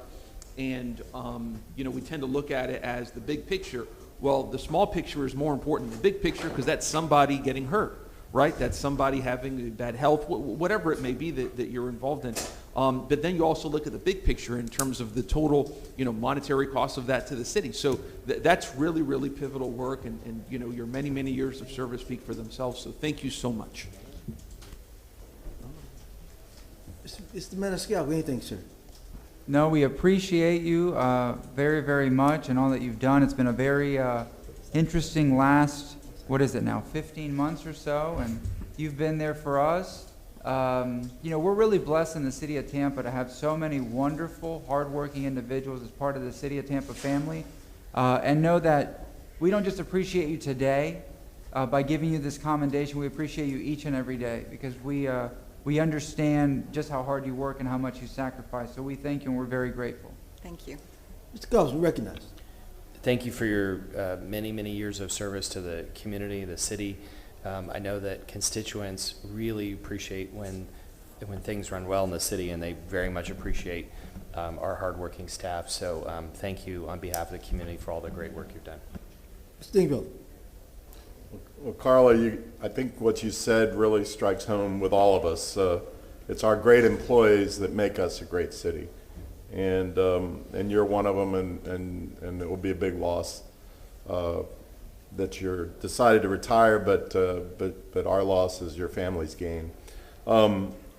It's interesting that this particular year and a half or so has probably been the most challenging for all of HR and the wellness team and our nursing team and everybody that has been working with you. So you're going out with a bang in terms of, I'm sure, the long hours that you've put in this year to keep us all safe, and we appreciate it greatly. Thank you. Brandon. Thank you, Carla, for your years of service. Over 40 years. You must have started here when you were 6 years old. And we admire you and your staff and the people you work with, and what you've done is behind the scenes, and you don't make head news. You make real news by keeping people safe and keeping people happy and keeping the employees in the spirit that you speak on. Yourself and individuals like Mary Bryan. She was started when she was 4 months old, but she's been here almost 60 years. And I can't even count that high, because if I did, I'd be in a tomb. But when you look at people like yourself who have dedicated your whole life to doing this, and individuals like yourself are the ones that really know what city employees do on a daily basis, because you're there every day in the grinding wheel. Yes, Thank you again for everything you've done and what you continue to do after you retire. God bless you. Thank you. Man, you had to mention Miss Mary, didn't you, huh? Well, if I did, I couldn't go back to the office. You and her got the record, I tell you. Nobody ain't gonna beat that record, huh? I'm not looking for no record, Mary. It's already got the record. But, Carla, we thank you for your years of service. I know what it is to be retired, so you go and enjoy yourself. Enjoy yourself and enjoy yourself. And God bless you and your family. Thank you, Mr. Citro. Mr. Chair, if I may, your husband is back here. He is also part of the City of Tampa family also, isn't he? No. No? I thought you were part of the city. Never mind. Citro, get back up here, man. We'll edit that out. I'm coming. Although he feels like he's been part of the city. Yeah, man. I've been carrying him with him for so long, so. Thank you so much. Thank you, Mr. Chair. Thank you. Gentlemen, I'm gonna wait till Mr. Vieira and Mr. Citro get back. I've got a point of privilege I want to bring up. So we're gonna wait till Mr. Citro gets back up here, discuss this issue.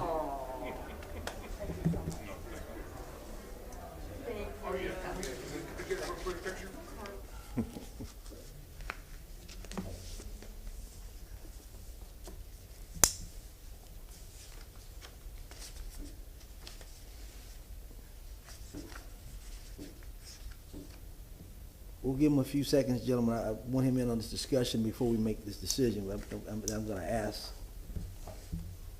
before we get into public comment.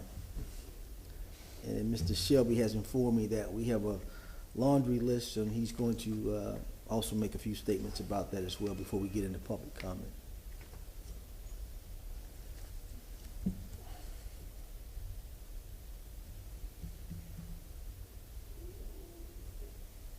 Tell Joe to come over here.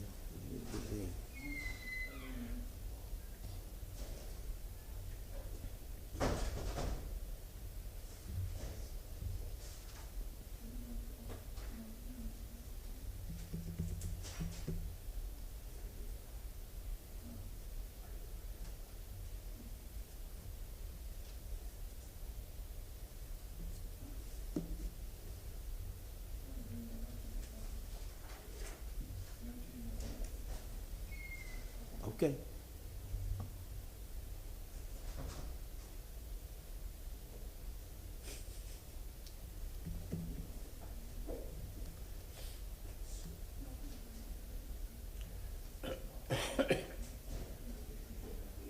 Here he is. Always gotta blame it on me. We waiting on you, my friend. We waiting on you, my friend. We waiting on you. Thank you, Mr. Chair. Thank you, sir. Gentlemen, it's been brought to my attention that a few members have a conflict with another board on the 16th. So I'd like to see if Mr. Dingfelder can restate or amend his motion to where, and also for the public as well, for that special call workshop, a reference to the budget, to begin that meeting at 5:01, and public comment be to the end versus the beginning. That way we get the house of the business out of the way first with staff and any questions from council to staff, and then public comment last. And that's August 16th at 5:01. That way the public, 1:30 to have this is kind of disenfranchised to the public. And we're talking about money, we're talking about this board, and talking about the city's finance. We need to make sure that the public is aware and are able to participate. So, Mr. Dingfelder, if you wouldn't mind, you would restate your motion, sir, to get that approved.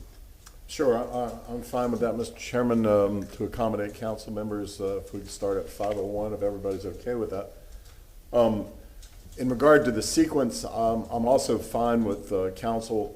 You know, we'll do, I guess what the intent, Mr. Chairman, is we'll do our discussion first, talk to staff, this and that, then we'll have citizen input.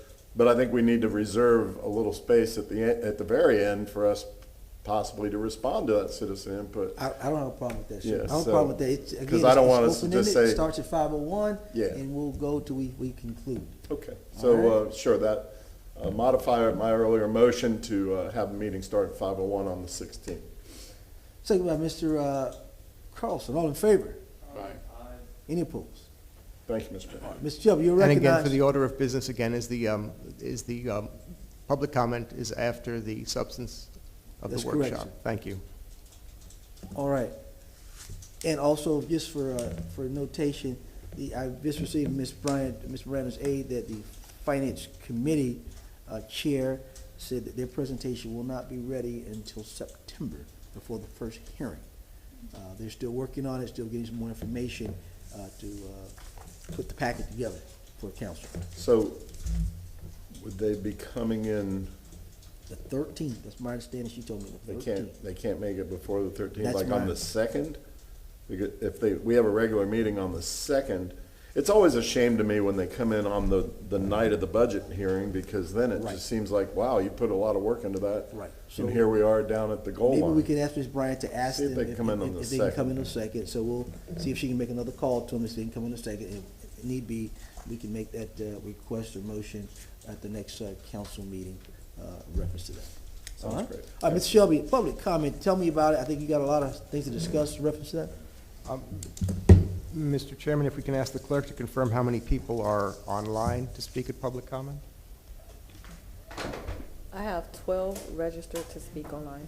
And my understanding is at last count, and that was a bit ago, is that I believe there are 16 or 17 people downstairs on two. So that's quite a number, Mr. 28 Chairman. people, and we're talking about a 12 noon break here, and we've got several items on the agenda. What is your suggestion, Mr. Shelby? Well, Council, at your special discussion meeting, and subsequent to that, you did motion to have public comment up to 14 speakers with a total of 3 minutes each. But if there are 15 or more speakers, then you make it 2 minutes each in the interest of fairness to everybody, to accommodate all the speakers. And that was a motion of council to be put into its permanent rules. I'm holding off on that until we integrate the CMT and the hybrid provisions, if council's pleasure is to do that in October. So if council wishes to accommodate all the speakers pursuant to what it directed to do, it would be 15 or more speakers, then to now, by unanimous consent of its council's pleasure, allow 2 minutes each per Mr. speaker. Shelby, I hate to interrupt you. Mr. Maniscalco's aide, who's helping us on the second floor, has indicated there are more than 16 participants down on the second floor, gentlemen. So we're past about 32, 33 people downstairs. I'll just see I'll make a what is your motion for 2 minutes for the in-person speakers. I apologize to anybody who's offended by that, but we do have a lot on the agenda. I think many of the speakers would be fine with that because a lot of them are here for the same issue and it'd be redundant anyway, so. And Mr. Chairman, when You're you said recognized. in person, that also includes the people on the phone. You could The people who are live on the phone, Everybody- we're not doing recorded? No, everything is live. Okay, so I'm sorry. So all speakers today would be 2 minutes each. Any discussion? Any discussion on the motion? Again, I apologize for anybody who's insulted by that. Do I- You recognize, sir. Thank you, sir. And not to spend more time on saving time. Most folks, I think, are here for Councilman Citro's clean energy resolution. I think many are. And I may have missed this. Are we going to vote on that towards the end or before lunch? I think that's at the end. I think that's in, I believe that's in the staff report, Staff is it not? reports number. Okay, just inquiring as to, because maybe as a consolation prize for 32. folks to have it voted on before they leave, but just my thoughts. Mr. Chair, I agree along those lines, and I don't know if this is a precedent or not, but can we just ask if there's anybody against that item, and if not, we could just vote for it, and then before public comment, or? Don't like to go out of sequence with the staff reports, but if that is council's pleasure to pull Mr. Citro's item up, we're saying after public comment, that's what we're asking, gentlemen? Well, I don't know if city council's ever done this, but I saw a lot of people that are in favor of it downstairs. I was just wondering if there's nobody against it, then we could go ahead and vote on it before public comment, and that might save people having to hang around. But if I'll they're- take Mr. Shelby's advice on that. I don't know if that's in protocol standard or not. Well, council, I don't believe you could limit public comment on something you're taking a final vote on. If they wish to speak in favor of it, they don't have to take the full 2 minutes. They can make their point, and they'll have that opportunity to speak. If they want to take their full 2 minutes, that's their prerogative. But in the interests of moving this item along, it would be helpful to the public to be able to get to the point. And even if you're not speaking on that item, I would just suggest to the public that you get right to the point, and if you can take less than 2 minutes to accommodate all the speakers, council would be very appreciative. Thank you. And if I may, just really quick, because I don't want to, if I may I, sir? Mr. Chair? You're recognized. Thank you. Just to make sure, again, what I was saying is that we vote on it after public comment. It appears it's going to pass, but just to let the public know where we stand, that's all. I mean, I would suggest we get to public comment. I'll give you a personal privilege, Mr. Vieira, on that. I will take up the item right after public comment, item number 32. Mr. Shelby, you're recognized. Thank you, and just a reminder, if there is a need for staff there, that staff be on notice, that they be available online if there's something that needs to be addressed by staff on the item before you vote. Thank you. All right. Because again, you know, we asked staff to be at 1:30, but I've always asked Mr. Bennett to make sure staff is alert in case we move things along faster. So hopefully we can still get out of here if we move the agenda along with comments being held down and also council members holding the conversation down a little bit too. All right, so we'll go in, Mr. Shelby, to public comment. We'll take those folks on the second floor. Did we vote on the 2 minutes? Oh, didn't vote until, I'm sorry. Thank you, Mr. Dingfelder. Yeah, the motion's already made. All right, It's Mr. second. Dingfelder has made a motion. Mr. Carlson seconded. All in favor? All in favor? Aye. All right. Any opposed? Motion carried. Public I think comment. Maniscalco made the second on that, by the way. Maniscalco made the second. All in favor? Any opposed? Motion carried. Public comment. Good morning, Council. My name is Vicente Amor. Son, I was born in Havana, Cuba in 1967.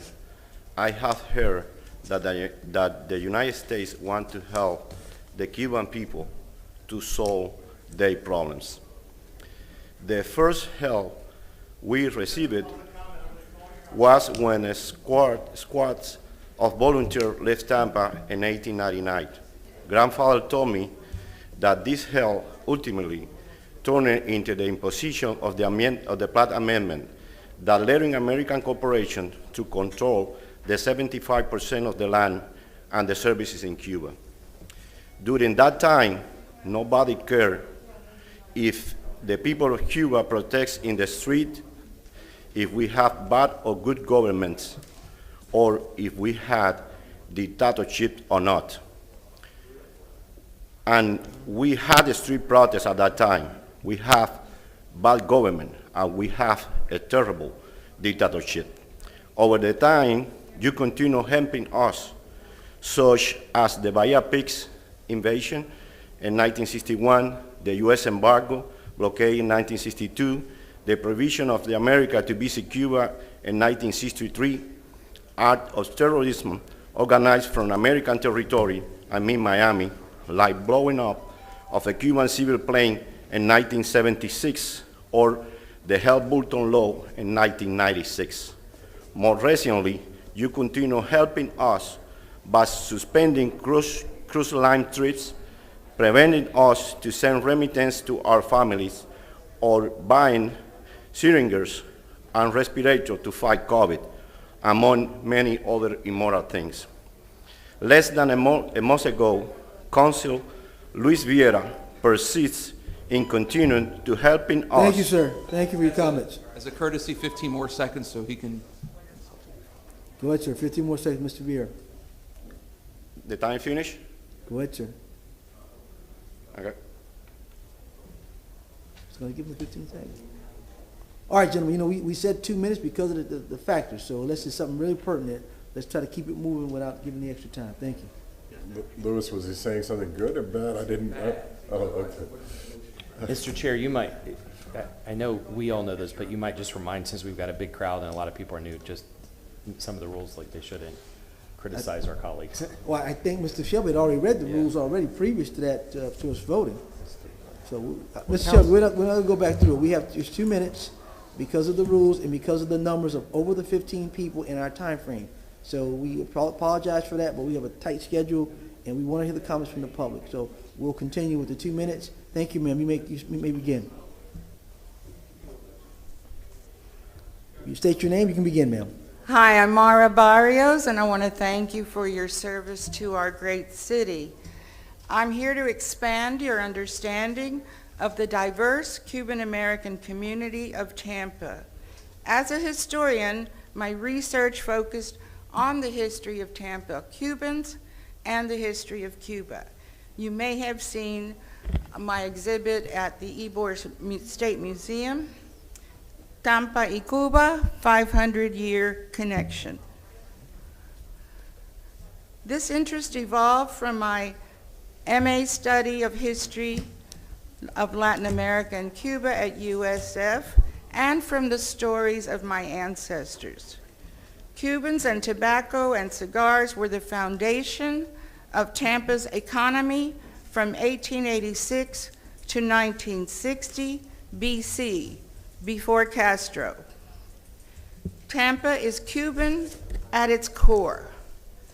Cuban coffee, Cuban bread, Cuban cigars, Cuban sandwiches, and black beans.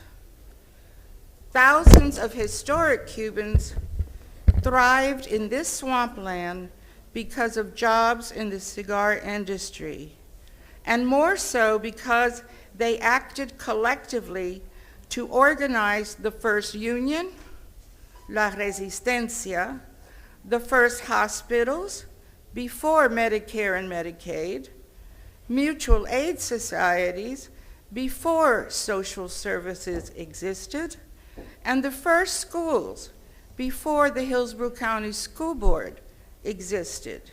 These were integrated schools, I should add. These cooperative institutions were born out of necessity and the cultural values imported from Cuba. Thank you, ma'am. Thank you for your comments. Thank you. Ms. Barrios, thank you for all you do in our community, and we appreciate your efforts. Thank you so much. Thank you all.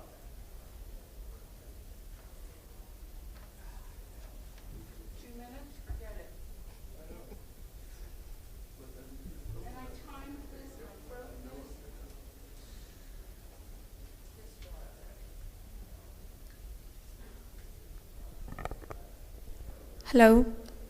State your name, you can begin.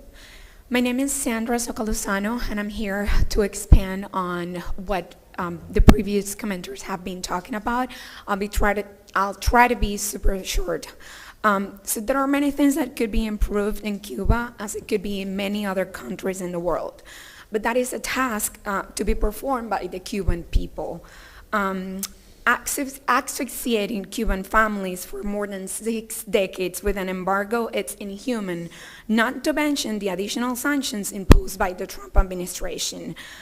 All these sanctions have been used as a manipulation tool, and it definitely does not seek the well-being of the Cuban families. The best time probably in over 30 years for the Cuban private sector and Cuban families was during the Obama administration, that the sector, the private sector and the Cuban families were able to, grow their businesses and thrive. It was also the best time for United States citizens, that they were able to freely travel to Cuba and see, good, bad, regular by themselves with their own eyes. Please just do the right thing, leave the embargo and the sanctions imposed by the Trump administration. Thank you. Thank you.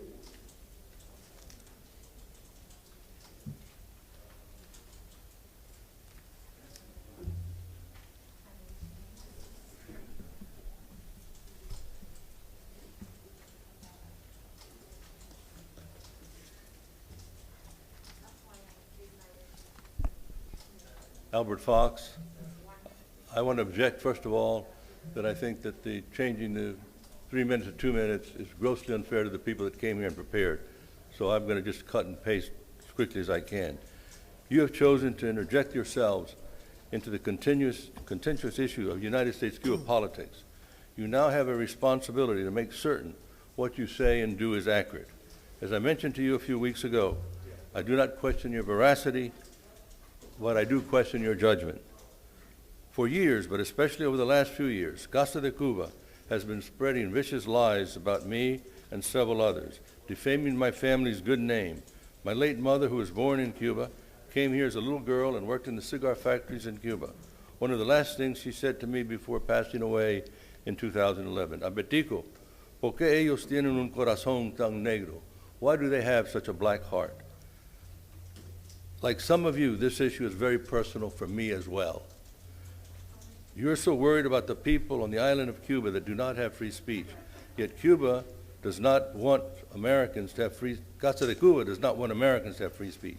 If you don't agree with Casa de Cuba, they threaten you, they spread lies about you, they call you vulgar names, they report you to the FBI, the CIA, OFAC, and the IRS. An example, on April the 9th, a few months ago, the president of Casa de Cuba and another gentleman, two persons who I've never met in my life, were on a YouTube Zoom program from Casa de Cuba headquarters, and again trashing my good name and trashing the late David Straz's good name. You can easily locate the YouTube program emceed by two disgraceful, disgusting human beings, one out of Miami named Otaola, and the other one out of Canada named Darwin. You will see the people from Casa de Cuba on Zoom live talking to them saying, quote, do not pick up that packet information on file. No, not that packet. The other material I sent up to you. Yes, that one, close quote. Then he Thank you, puts Mr. up on Fox. the screen Thank you, sir. some self-phony charts fabricating that David Straz and I are agents of the Cuban government. Thank you, sir. And Mr. Chairman, may I say 5 seconds? It's not in response to the, because one gentleman tried to mention my name. I want to, I think my phone number here is 274-7073, I think it is. But if you, because you came here with remarks, I'd love to hear them in full. So if you want to set up a meeting with me, I'd love to do that. And I mean that with all sincerity and respect. Thank you, sir. Thank you, Mr. Vieira. Yes, ma'am, Ms. Pointer, you're recognized. Hi, good morning, gentlemen. I'm sure that with COVID numbers up in Florida, you guys are happier that I asked to continue CMT. But anyway, I'm here for 34, 35, and 33. 34, bottom line is, if you're going to build a house in Tampa, you need to build a sidewalk. It's just that simple. If you don't want to do it, pay the city to do it. Number 35, why do folks who pack people in like sardines into our city get away with not paying for it? I don't understand that. The police may have a little wiggle room, but I think everyone knows that the fire folks need the additional support through those impact fees. I am so sorry, but if you doubled the population of my community and doubled the number of tall buildings down the street on a dead end from a chlorine plant, then why would you not be required to pay for those impacts that they're making on public safety? I just don't understand it. We need to have the impact fee in place. Number 33, of course, is Stop Overbuilding SOG. I'm very happy overall, and I think my cohorts are as well, with what we've gotten done. I do need to say that defining mixed use really needs to be higher on the priority list because developers are bypassing the zoning administration and the city council by adding a double car garage size piece of commercial use in order to bypass both of those entities, even though they would likely be shut down otherwise. So staff has worked hard to meet with the SOG folks, and we look forward to continuing to work with them. As for Mr. Citro's renewable energy, the city of Tampa is a leader in growth, and it's time to lead in renewable energy as well. Have a good day, and I don't like 2 minutes.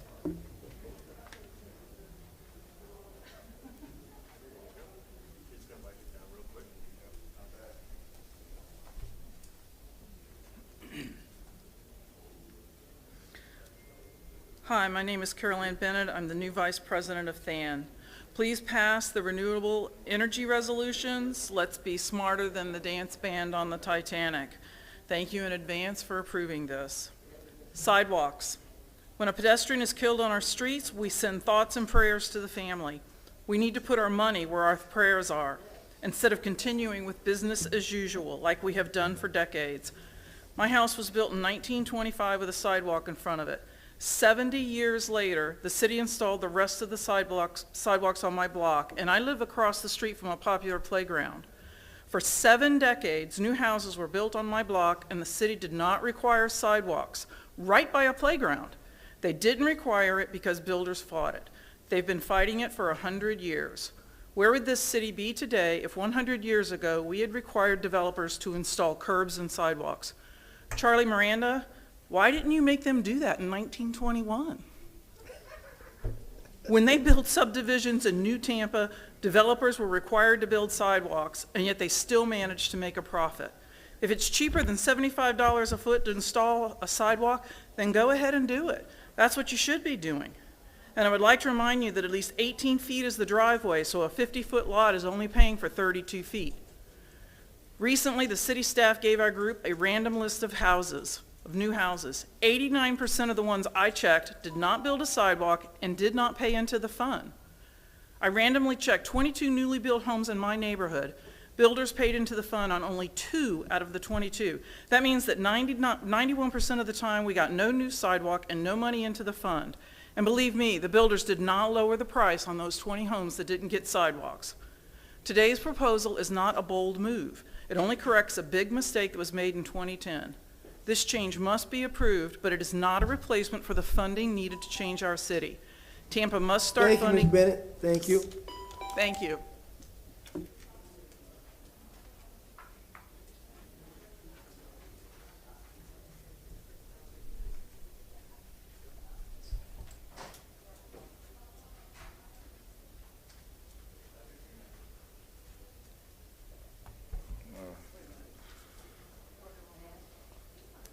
Nice and clean. Do I have to say my name? Yes, sir. All right. My name is Getulio Gonzalez Militari. I'm here with the Tampa Bay Climate Alliance in Cheeseville, Florida. First off, I'd like to send a shout out to Brady and Arians. The boats brought it back home. It's on the Bucks to keep our reputation now, so, you know, no pressure. And that brings me to my point. As of today, we're still called Tampa Bay, right? So it's time that our municipal legislators start acting like it. You gentlemen and Mayor Castor, if you're watching, know that I'm not one for biting my tongue. The city of Miami is literally falling to pieces. Orlando is owned by the Disney Corporation. Tallahassee is run by a Republican-dominated legislator and a governor that panders to QAnon anti-vaxxers. Our state's falling apart, people. And this is all in the middle of a global pandemic. So for all intents and purposes, this makes the city of Tampa the capital of Florida. This is very important. And at this moment, our state has no leadership. Therefore, it's incumbent on us to show Floridians what leadership look like. And that includes climate policy, especially climate policy. That means being bold and fearless, especially on climate policy, given that the Florida Public Service Commission just approved today for TECO to increase our energy rates. We got to do something about that. Given the climate crisis, like literally we had the ocean set ablaze not too long ago. I don't know if you gentlemen saw that. We got to do something about this. I'm just saying. So we can't stop at passing a non-binding resolution. The Ready for 100 resolution should have been passed last year, and city ordinances should already be worked on and should already be in place. The people are ready for an equitable transition to renewables. 1 in 4 Americans live in a state that is ready to make that transition. Unfortunately, Florida is not one of them. I mean, this is bogus given that our state is literally called the Sunshine State. We're the 4th highest consumer of energy in the country, yet only 3% of our energy production comes from solar energy. Thank you, that sir. make sense. Thank you. All Thank you right. for your comments.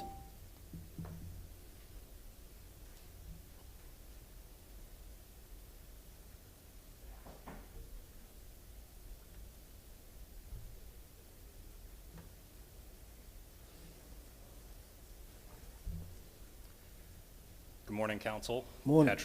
Patrick Thorpe, 1013 East Jean Street. Here to talk to you about agenda item number 37, cemeteries. Looking through today's agenda, I see that you are also going to be discussing consultant services for Climate Action and Equity Plan in the amount of $250,000, the Sustainable and Resiliency Officer Consulting Services General Fund $250,000, and Green Bond Framework for a second party opinion, $30,000. My question relating to cemetery agenda item is, if we are so focused on sustainability, why are we not addressing cemeteries as well? The reality of life is that there is a natural life cycle process. The most equitable part of that for everyone here today is death. It's a sad reality, but it's a reality, and we need to address it. I'm curious why, if our strategic goal in the city is equity, and the most equitable part of life is death, why are we not addressing this better as a city? The city has stated multiple times that they are not in the cemetery business, although all reality points to that not being correct. You do own and operate 4 cemeteries within the city. The city employs a full-time staff person titled the cemetery coordinator. The city's been involved with Zion Cemetery. If you're not actually going to make action on that, then it's just a publicity stunt. Florida statutes do put the onus on the municipality to maintain, own, and operate these cemeteries when they fall into neglect. If you're not going to do that, I suggest that you follow the Florida state statutes and either publicly notice and vacate the lands, or take your other option, which is for the greater good of the community, and build roads, transportation corridors, or right-of-ways through them. And let's just put this to bed. If you are not actually interested in doing that and protecting and preserving these historic centers in our city, then I suggest you take the words of Napoleon Bonaparte to heart, in that how you treat the dead is indicative of how you treat the living. So, enough with the pageantry. Thank you, sir. Let's get Thank to you for your work. comments. Thank you.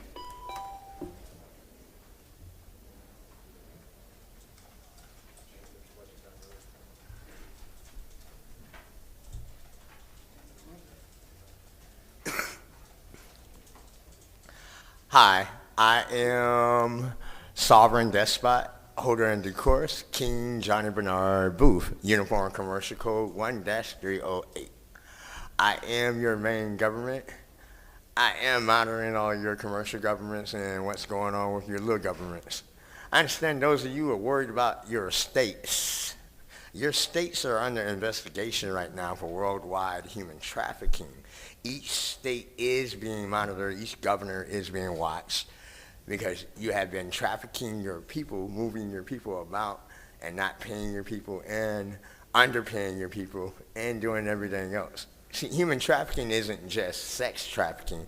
Human trafficking goes into underpaid, wrongfully done this and that, moved about without giving consent, permission, and stuff like that. You are worried about what is the state doing for you, doing for this and that. Well, actually, they are supposed to be on their way of transitioning out. Because America, you're supposed to be transitioning into freedom, into self-governance, and to a true kingdom. We're not just we've come out of statehood. To be under state means to be under United Kingdom, means to be under the European Union. Here in America, we are free. We're not under lockdown of state. State is still here because they have to fix these people's paperwork. talking about citizens, civilians, and members, because you left my Americans with a debt that did not belong to them, and you left these Americans with a whole bunch of bills that do not belong to them. Not to mention materials that are like you wouldn't give to anyone, but you gave to my Americans because you knew they didn't know it any better.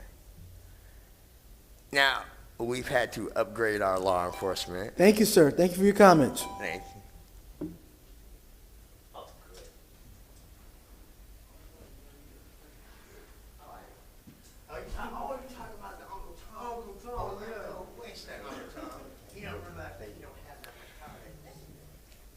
Hi, my name is Reverend Dr. Gabriel Morgan, pastor of St. Paul and Faith Lutheran Church here in Tampa. I want to share some hard facts as I express my support for Resolution 32, the Climate Just Transition Resolution. It is an absolute bare minimum, but I want to speak the truth in love, as St. Paul says, and I want to tell you that God is love and y'all are loved. I'm not here to shame or guilt anyone, but I got to do some hard truth telling, okay? Even if we implemented this plan exactly as stated, and every other city and county throughout the whole nation did the same thing, it would barely put us on track for what is known as the intermediate climate scenario, okay? Also known as RCP 4.5, where the total warming across the planet stops at about 2.5 to 3 degrees Celsius and emissions taper off in the 2040s. Here's what will happen in our city if we're on that trajectory. We will go from a heat index of roughly 25 days a year over 100 degrees in the 90s to, by 2055, 102 days per year at over a heat index of 100 and 48 days over 105. Okay, by the end of the century, we're looking at 116 days over 167 over 105. That's if we're on that trajectory, okay? If we do nothing, it's like half the year is essentially impossible to even work outside, okay? And so the reason I'm expressing this is because we absolutely have to act, we have to do this collectively, but there has to be an increased sense of urgency about this. It is an emergency, it's not just an issue. Thank you. Thank you, sir.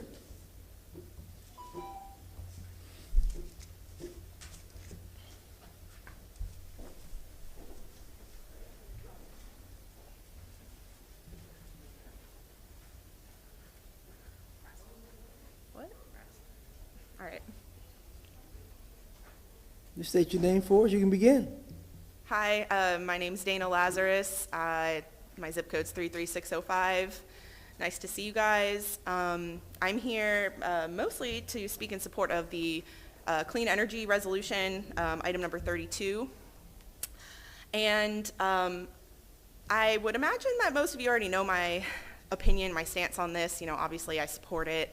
You know, if organizing a 500-person march back in 2017, right in downtown that marched in front of this building didn't show my support for taking action on climate change, then I don't know what will.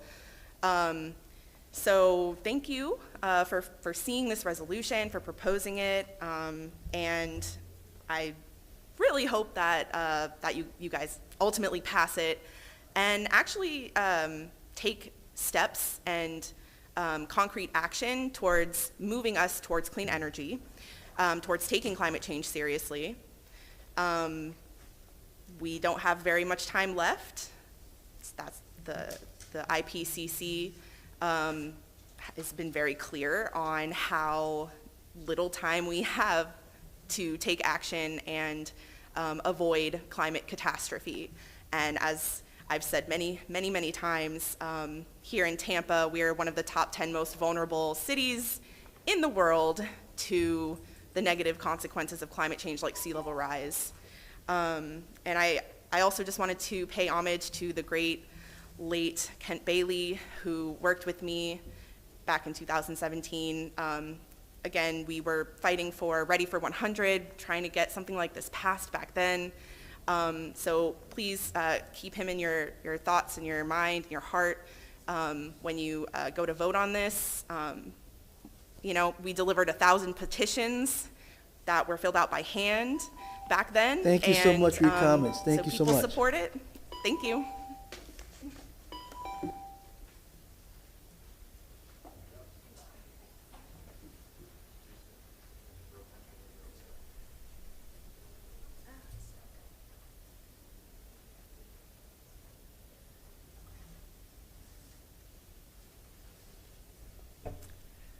Good morning. My name is Morning. Brooke Arrett, and I'm senior organizer with Food and Water Watch, speaking here on behalf of the nearly 3,500 Tampa resident members. Also a member of the Tampa Bay Climate Alliance, which is a group of organizations, faith-based institutions, businesses, grassroots groups, and residents fighting for climate justice. And I'm here today in support of Councilman Citro's 100% clean renewable energy by 2035 resolution. I just have to say, wow. What a journey this resolution has been. But what you have before you today is the product of over a year and a half of organizing, planning, and working with community leaders, frontline communities, local businesses, neighborhood associations, faith leaders, and of course, each of you. I can confidently say that this resolution is a product of our community, with each paragraph representing input from a plethora of stakeholders. This is a resolution that we can all celebrate. Despite a national effort to quash things like this and new state laws to curb the power of municipalities to regulate energy sourcing, Councilman Citro has drafted a bold aspirational resolution in compliance with the new laws that not only puts Tampa on a road to combating the climate crisis, but also has a strong call to our state and federal elected to help us get there. Tampa's resolution leads the way in leveraging local power to drive real change at both the city and federal level. Critically, this resolution calls for bold state and federal level policies to end the extraction and use of fossil fuels, stop new fossil fuel infrastructure, eliminate fossil fuel subsidies, and build out the transportation and energy infrastructure to get us there. We need a rapid renewable energy transition at the national level, so pick up your phones and call Representative Kathy Castor, because after we pass this, she's going to be the biggest asset in making this happen. Tampa City Council, today, you have the ability to avert disaster if you act now and pass the 100% clean, Thank you so renewable much for your energy comments. resolution. Thank you so much.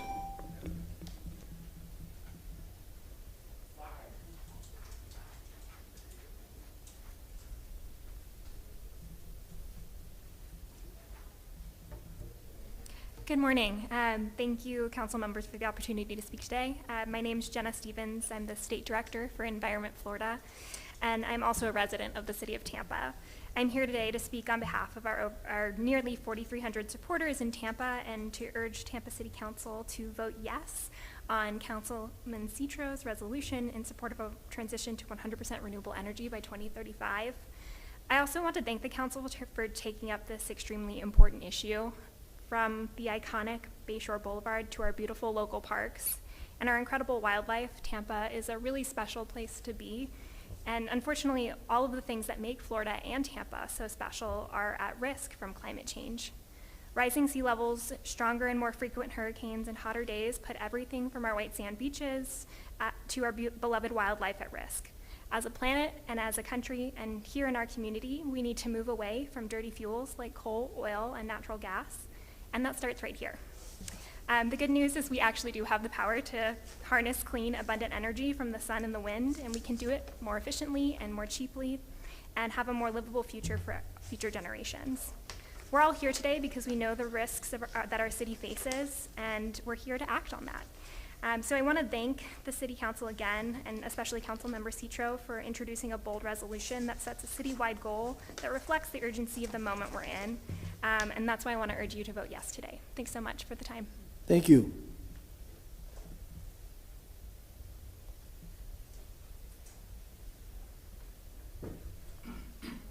How many more do we have down there on the second floor? Good morning. I'm Phil Compton.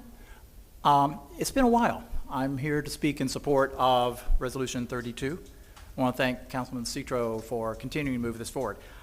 November 5th to August 5th, that's 9 months.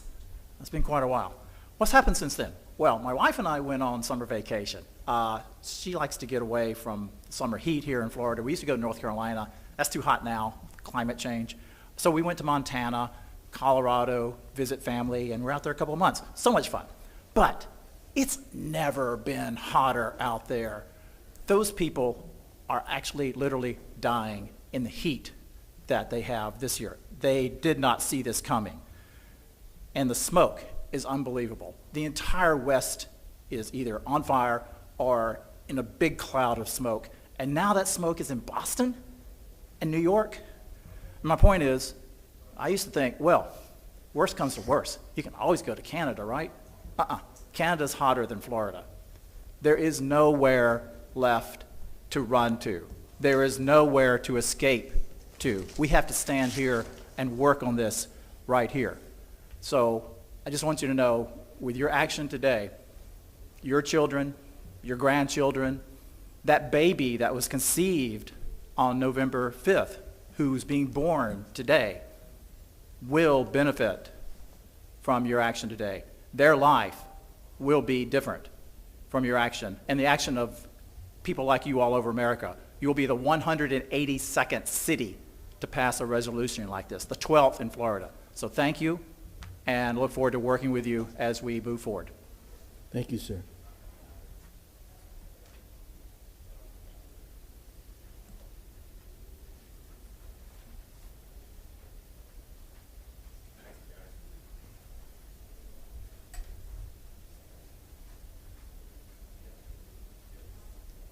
Man, 'tis not Tampa, Florida.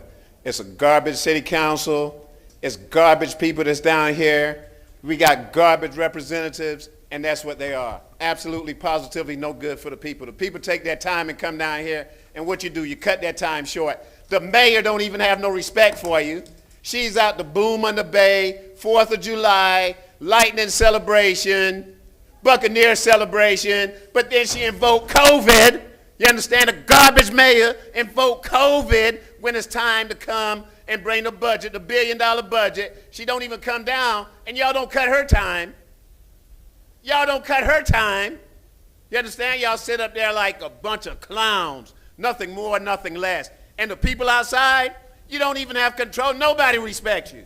You come to a meeting and you feel like if you're a good student that just got put in a bad class. You're wondering why everybody in class talking, not paying attention.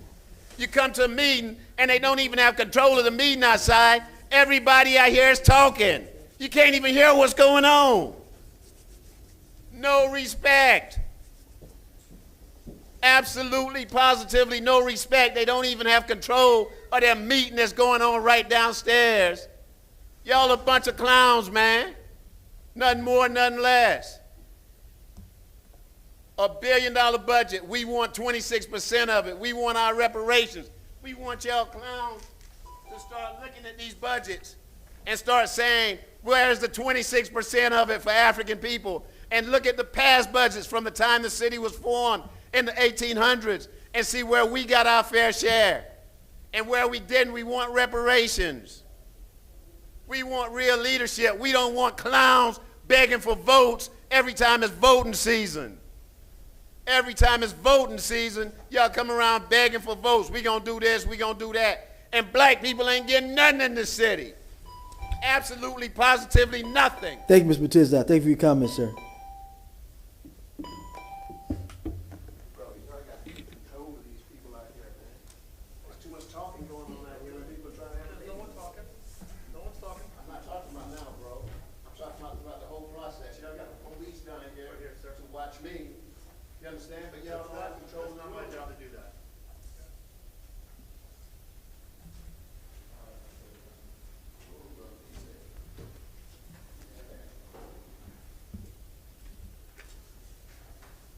Am I live?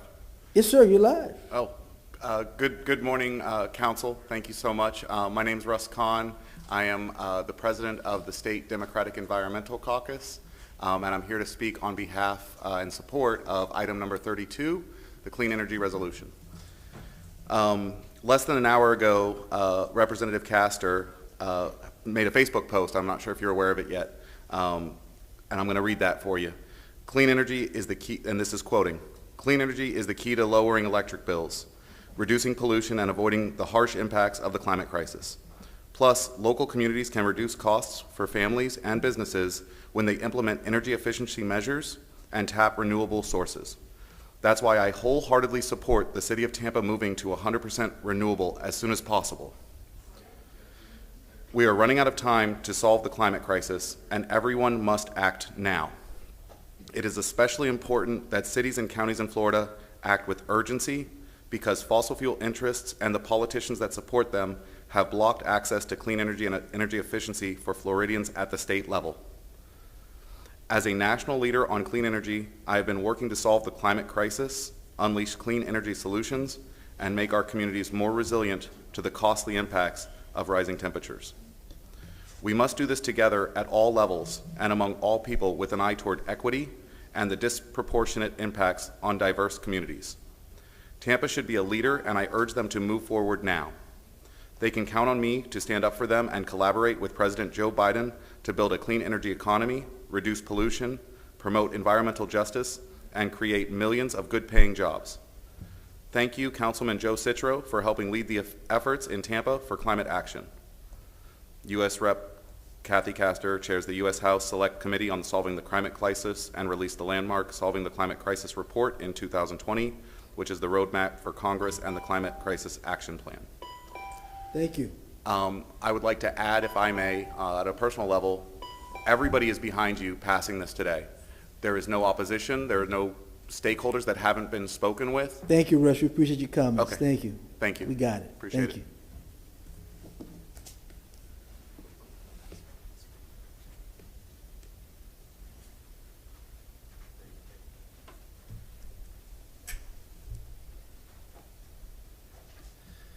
Good morning, Council. Today is my birthday, and my gift to myself is to take some time to finally speak with you all in person about my rent. I can't reasonably afford to live in many of our core neighborhoods in Tampa. The reason I can't afford to live in them is, in a sense, simply supply and demand. Our demand curve is shifting right now, and our supply curve is not keeping up, so prices are rising. While this is more complicated, it's more complicated than this, it's still true. We are not building enough housing. This is harming people in our community, in your community. This is harming and excluding young people, poor people, people of color especially. It's also harming our environment. Higher density housing is critical for ecological sustainability globally and in our community. I had more to say, but now I have 2 minutes. So for my birthday, I'm asking you to ensure this budget is amended to enable broad land use reform that will allow more multifamily housing to be built in our urban core neighborhoods. Townhomes, duplexes, and multiplexes should be legal to be built on every parcel within 5 miles of this building, with or without parking or private use offsets, so that people like me can continue to participate and contribute to our city instead of Pasco, South County, St. Pete, or other places that we don't want to be. I also support higher impact fees for relevant infrastructure, especially for transit and pedestrian accessibility and supporting neighborhood commercial. Thank you so much. Thank you, sir.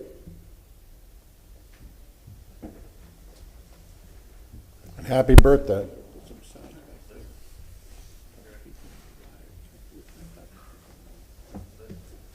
All right, how many more we have down there, sir? Last one? All right.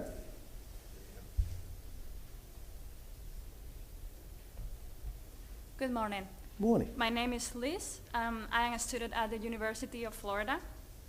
First, I want to advocate for agenda item 32. We all share this planet, and keeping it healthy requires everyone's effort. Environmentalism is no longer an option, but it's a must for the survival of our species. Also, I'm here to say, first of all, I'm a Cuban citizen. I lived in Cuba for 18 years of my life. And now that my country is trying to speak up, it's my duty to be here supporting them. After the protests of July 11th, Cuba has become the focus of media attention. People from all parties have plenty of opinions on the matter, but it is something that keeps me worried. They are missing the point of what is happening in Cuba and what is the real cause of this problem. Emphasizing the embargo as the main cause for the current situation of my country is mocking the voices of those who protested and were oppressed and arrested by the Cuban regime. The Cuban government is a dictatorship, and their crimes can't be justified under the excuse of the embargo.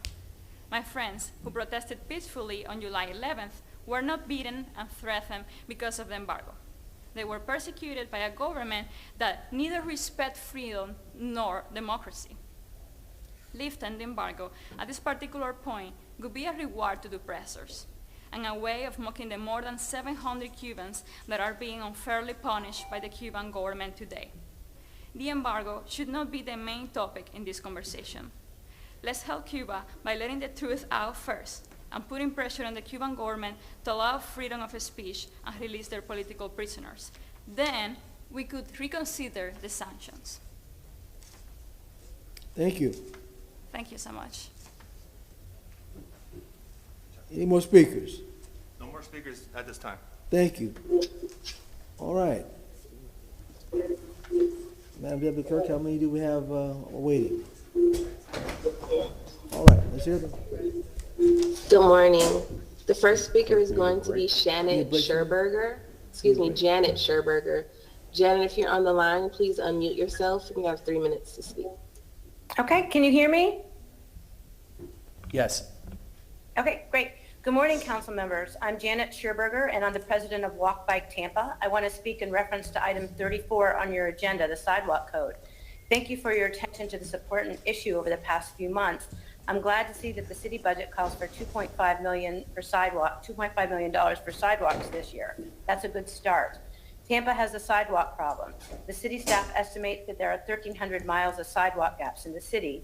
Many of those are near schools, parks, and bus stops, and they're in every neighborhood. Improving the sidewalk network not only addresses climate issues, which you're discussing today, by getting people out of their cars, but it's an essential tool for getting us closer to realizing the city's Vision Zero goals. When the sidewalk code you're discussing today was enacted, it was intended to fill in gaps parcel by parcel by requiring sidewalks with new construction or payment to a sidewalk fund in cases where a sidewalk can't be built. But exemptions in the code now mean that too often no sidewalks are installed with construction and no payment is made into the fund. Most curious is the waiver for building a sidewalk and a waiver for paying into the fund if there are no sidewalks nearby. This eviscerates the very goal of the ordinance's original intent and means that once there's no sidewalk in a neighborhood, there may never be one. In 2020, more than 2,000 building permits were issued that were subject to the sidewalk ordinance.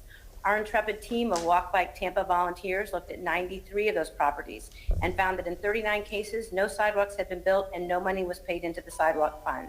If you do a little math, you'll find that if in 2020, all the properties that received exemptions for building a sidewalk and paying into the fund had actually built a sidewalk, you might have had nearly 8 miles of new sidewalk built in 2020. The city typically budgets only about 1 mile of new sidewalk each year. If all those waived properties had made payments into the sidewalk fund, you'd have had about 1.2 million in the sidewalk fund. Tampa is experiencing a building boom. Let's make sure the new construction includes sidewalks throughout the city. And if it can't, let's make sure payments are made to the sidewalk Thank you, fund. ma'am. Thank you. Thank you for your consideration. Thank you, Janet, for The your next hard work speaker on is this. going to be Kristen Acosta. Kristen, if you're on the line, please unmute yourself. You have 3 minutes. Good morning. Good morning, Chairman Goods and Tampa City Council. I'm Christina Costa, a Tampa resident and current and founding member of Walk Bike Tampa. I'd like to remind you that walking is a sustainable mode of transportation. I'm urging you to modify the sidewalk code as prescribed by nonprofit Walk Bike Tampa, thereby improving safety for children, their caregivers, and people of all ages and all abilities to walk to school, walk to work, or walk to their transit stop. The Tampa Bay metro area has never not been rated as a top 10 most dangerous area in the United States for pedestrians since Smart Growth America developed its Pedestrian Danger Index, which measures how deadly it is to walk based on the number of people struck and killed by drivers while walking. Since Tampa is the largest city in this region, it is appropriate that the city take all available steps towards solving this problem. Will updating the sidewalk code alone get us off this horrible list? No, not by a long shot, but this is council's opportunity to be bold and help fix a contributing factor, missing sidewalks. Our problem is so big and so complex, we must deploy an all-hands approach to its remedy, including developers and home builders. We know the value of walkability will readily offset the cost for builders. Consider Walk Score, a method for calculating a walkability rating from 0 to 100 using a proprietary algorithm of weighted values that is used by more than 30,000 websites. Studies have found 1 point of Walk Score improvement increases a home's value by around $3,000. We are all doing our best with good intentions, but we know through hindsight there was harm that resulted from the last time the city's sidewalk code was updated in 2010. The next speaker is going to be Emily Hinesdale. Emily, if you're on the line, please unmute yourself and you have 2 minutes to speak. Good morning, City Council. My name is Emily Hinsdale with Walk Bike Tampa. I'm speaking today to urge you to act promptly and decisively on the updated sidewalk installation ordinance, sections 22-103 and 22-104, as presented by City of Tampa staff in agenda item number 34. The current code and its accompanying in lieu fund includes so many exemptions that several thousand new homes are built without sidewalks each year. A very small number of home builders pay into the fund each year, and at a rate that doesn't remotely reflect real costs. We need to end these exemptions and increase the trust fund amount. As a reminder, school starts next week. Tuesday morning, thousands of Tampa children will be walking to school in the street. Very few children in the city of Tampa have the opportunity to use a sidewalk to get to school because Tampa has over 1,300 miles of sidewalk gaps. We are placing our children in an untenable situation, literally putting their lives in danger just to get to school. As we wait and discuss and delay on issues like this sidewalk ordinance, another generation of Tampa children will grow up walking in the street. If our community has time to approve over 2,000 new single-family home construction projects a year, we have time to fix this code, end sidewalk installation loopholes, and start real progress on giving our children a safe path home. There's a Greek proverb that says, society grows great when men plant trees in whose shade they know they will never sit. We have many miles of sidewalk to go before we can rest, more miles than we can expect to complete in our lifetimes. But the time to start is not eventually, it is now. Please act on the City of Tampa staff's recommendations expeditiously.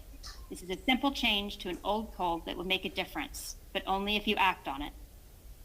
Thank you. The next speaker is going to be Sarah Edwards. Sarah, if you're on the line, please unmute yourself and you have 2 minutes to speak. Hi, thank you for the opportunity to provide comments on agenda item 32, the resolution for 100% renewable energy for Tampa. My name is Sarah Edwards. I'm a resident of Davis Islands and a member of the Tampa Bay Climate Alliance and Food and Water Watch. We've already discussed how extremely vulnerable Tampa is to the impacts of climate change and how our planet, the viability of our planet and the entire ecosystem is at risk due to our failure to heed the scientific community and nature's warnings. This existential crisis is growing more urgent each year we fail to act. But the great news is we know exactly what we need to do to tackle this problem and prevent further catastrophic consequences. As a top priority, we must dramatically reduce greenhouse gases we're putting into the atmosphere by rapidly transitioning off fossil fuels. And this is something we really need government to do. Individual actions to help the environment, while worthy, are not going to solve this on an adequate scale. This is an emergency and we need to act like it. Our state legislature and governor have consistently sided with polluters instead of their constituents and have ignored the environmental injustice suffered by frontline communities. So it's up to us here in Tampa to take a stand to protect our city and our own future through just transition off of fossil fuels. Like I said, this is an emergency. I ask the council to be bold and fearless in our pursuit of a cleaner, more equitable city. Finally, as a mother, I'd be remiss not to advocate for our children's future. Our kids deserve clean air, clean water, and a livable climate. They deserve to be able to be kids and trust that the grown-ups are protecting them. And they deserve to be happy and healthy. And every moment we delay, we take these rights away from them and place unimaginable future burdens on them. Please vote today for the resolution for 100% renewable energy for Tampa for 2035 and advocate for bold environmental policy at all levels of government. Thank you, ma'am. Thank you for your comments. The next speaker is going to be Angel D'Angelo. Angel, if you're on the line, please unmute yourself and you have 2 minutes to speak. Hey everyone, my name is Angel D'Angelo, born and raised in Tampa. I'm here to talk about the budget. As you know, I opposed a $100 million project for the city center off of Hannah. It only brings a prospect of about 500 jobs, and we know it's going to lead to gentrification and not provide a lot of help for the people that live there. Culinary program and fleet maintenance program, come on, that's not really a whole lot. Instead of doing outreach for the houseless, they are already aware that they are houseless. We should work on things such as a tiny home community, which Ms. Connie Burton has suggested for years. Let's actually be proactive and solve the problem at the root by providing housing. Housing first works. We've sent you that research. We don't want a co-response program. Many people, particularly Black and Indigenous, trans, and or disabled communities in Tampa do not trust the police, deservingly so. They have not earned that trust. So instead of having a co-response program, we should have a program like Cahoots. We don't know why there's so much hesitancy to it, but that's what's needed. We need a universal child care program. Child care cost is outrageous for parents and guardians in Tampa, especially those in the lower and middle class families. We could create a voucher program where people can select a locally owned child care provider with a voucher and relieve them of that cost, and that would also simultaneously support small businesses. And we should be investing in Black and Indigenous businesses, especially ones that were harmed by this pandemic. We have a lot of money that we could use. Instead, we're looking at a city center and public safety. Instead of reacting to crime, we could be proactive by preventing it with programs such as the mutual aid programs that the Cubans and Sicilians built in Ybor when it was first created. Let's go back in time and look at what worked. That stuff worked. We honor that history today, so let's live it now for all of Tampa. Thank you. Angel Jimenez and Edward Gomez registered to speak. However, they did not phone in to participate. So the next speaker is going to be Linda Misner. Linda, if you're on the line, please unmute yourself and you have 2 minutes to speak. Hello, good morning. My name is Linda Meisner, and we own a small 2-story apartment building with 4 units at 69 Davis Boulevard on Davis Island. We found out by accident last week that the city has issued a permit for a 30-foot 5G tower to be erected in the right-of-way adjacent to our property. We're very distressed. This will definitely bring down our property value, make it harder to rent at the market rate, and even endanger our tenants' health. The city and AT&T have not been willing to change this permit or the tower location. These towers are allowed by the state, permitted by the city, and are being installed in residential areas without any advance notice given to property owners. This tower will be very close to residential housing. There are many other areas within a block that would allow for some separation from residential properties, such as the right-of-ways near Marjorie Park, the tennis courts, the HCC building, or the Apex Park. Property owners should not have to bear the burden of these risks and costs when they can easily be avoided. This is not a minor inconvenience. This is a major hardship, lasting for many years to come. We need your assistance since the state and the city are not protecting people from threats to health and property. In the earlier presentation, Mayor Castor talked about focusing on what the residents and community needs from the city. We need help and have only hit roadblocks in this past week. Other cities across the country have put stricter requirements in place. Our local communities deserve to be included in the process of determining 5G tower locations, or at the very least, warned of permitted towers. Cell companies such as AT&T must be held to a corporate social responsibility standard. They need to be better neighbors. They should not be allowed carte blanche as to where these towers are placed. I have no doubt that we are not the only residents with the tower being installed in our front yard. The others just don't know it yet. I'm asking the City Council to recognize the significant threat to our private property and to consider acting to help us and the other residents put in this unacceptable situation. Please stop the installation of this tower and assist all involved in finding a better location. Thank you. The next speaker is going to be Nancy Stevens. Nancy, if you're on the line, please unmute yourself and you have 2 minutes to speak. Hi, good morning. My name is Nancy Stevens. I'm a volunteer with the Sierra Club, the Tampa Bay group. I want to thank you in advance for passing the 100% clean renewable energy resolution. It's a great first step in putting Tampa in a leadership position in reducing the carbon that causes climate change, as several other speakers pointed out. In addition, there are a few other benefits. One is the air will be cleaner for all Tampa residents due to decreased emissions. And secondly, lower electric bills, in particular for people, for renters. There's a provision to encourage energy efficiency, and Tampa can take a leadership position in encouraging apartment building owners to increase energy efficiency. That will help residents that are struggling to pay their bills with high energy bills bear a greater than average burden for energy because they're not in control of energy efficiency for their apartments. So please do pass this resolution. We look forward to working with you in enacting it. Thank you very much. The next speaker is going to be Allison Date. Allison, if you're on the line, please unmute yourself. You have 2 minutes to speak.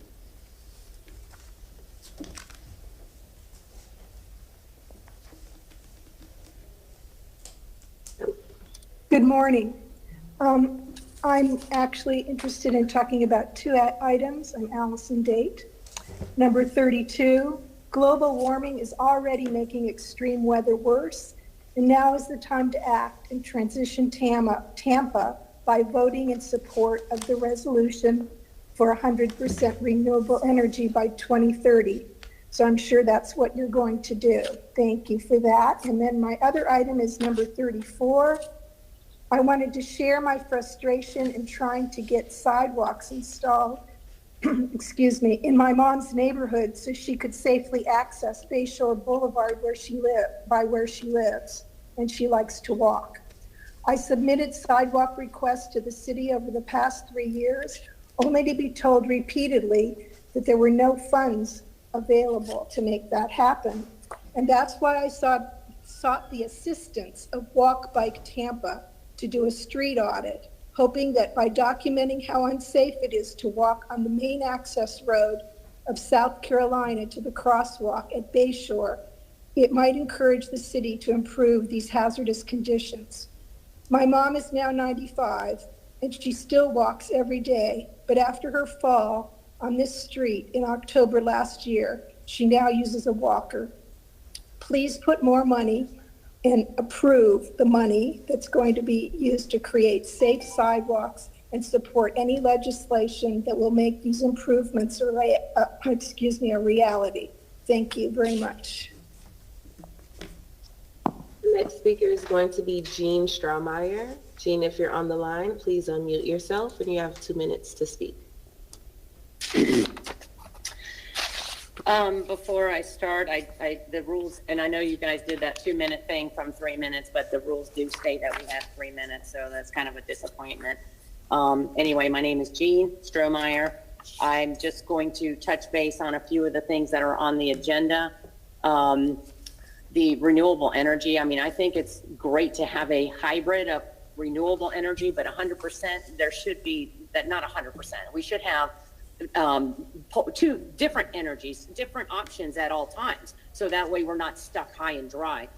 In Arizona, if you go to the grocery store, it's really awesome and we should be doing this. You go to the grocery store, not only do you get to park in shade from the solar panels that are the roofs of the, and kind of makes it like a garage, but anyway, there's solar panels on top that shade the bottom. Anyway, so you should look into that like at all the grocery stores.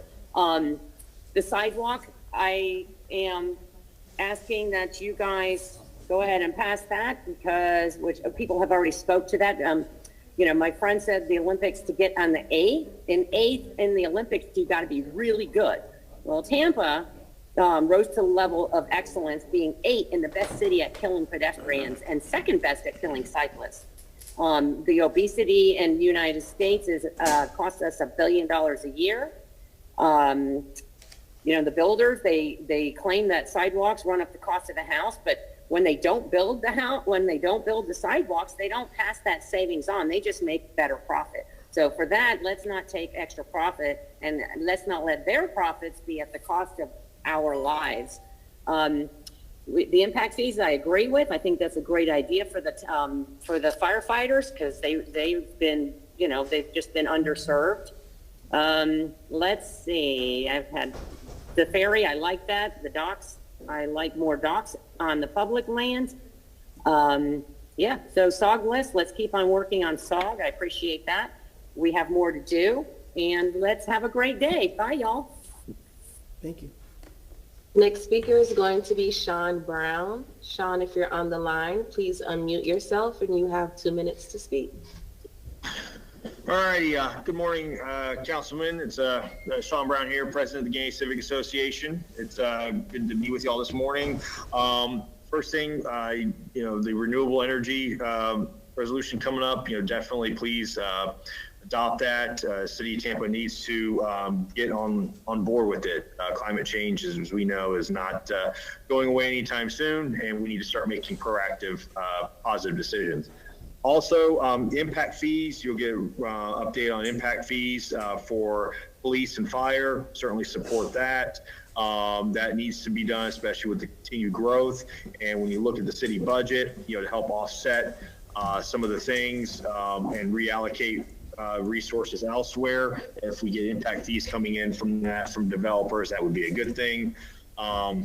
Let's see here, the update on the progress of issues here in south of Gandy.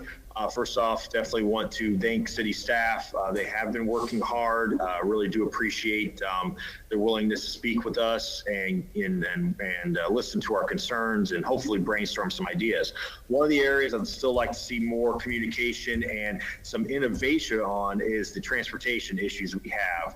I understand studies have to be done. I'm not opposed to studies, but at the same token, we have, there's a lot of time between the last study done in 2005 and now. A lot of things have changed, and we need more. So one of the things I want to push for, hopefully, is always the expansion of Manhattan from Gandy to Interbay. I'll keep harping that till the day I die, probably. So anyway, and then the last thing I want to talk about is sidewalks. Definitely close that loophole on sidewalks. It's ridiculous down here. We need more sidewalks because of the schools and the development occurring. And with what DOT did to Dale Mabry, a lot of east-west routes need sidewalks for more connectivity. Thank you, Sean. Thank you, sir. Thank you. Thank you, guys. All right, gentlemen, let's put a little gas in the tank. Let's get through this agenda. Mr. Citro, item number 32, sir. With pleasure, Mr. Chair, and I thank you very much. If you do not mind after the vote, I'd like to make a statement. Microphone, please, Mr. Citro. Your microphone. Thank you.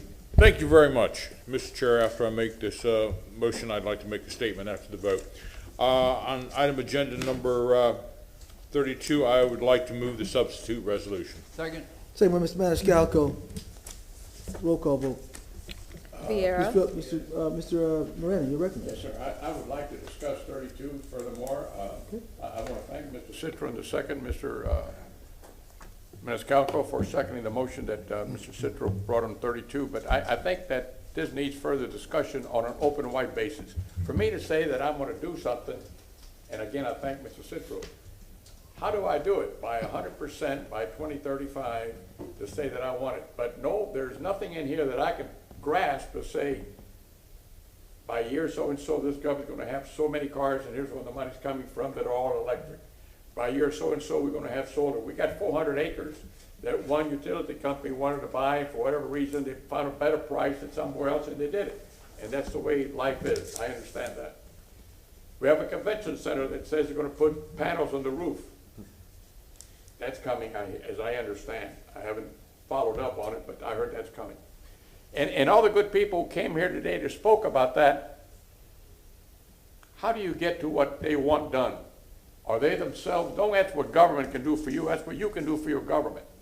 I'd like for them one day to come and tell me, or tell the rest of the world, that they have no grass, that they have used 1 unit of water a month, that they ride an either electric car or hybrid, and that have solar on their roof. I believe in the change in life. I believe this has to happen or we're in deep trouble.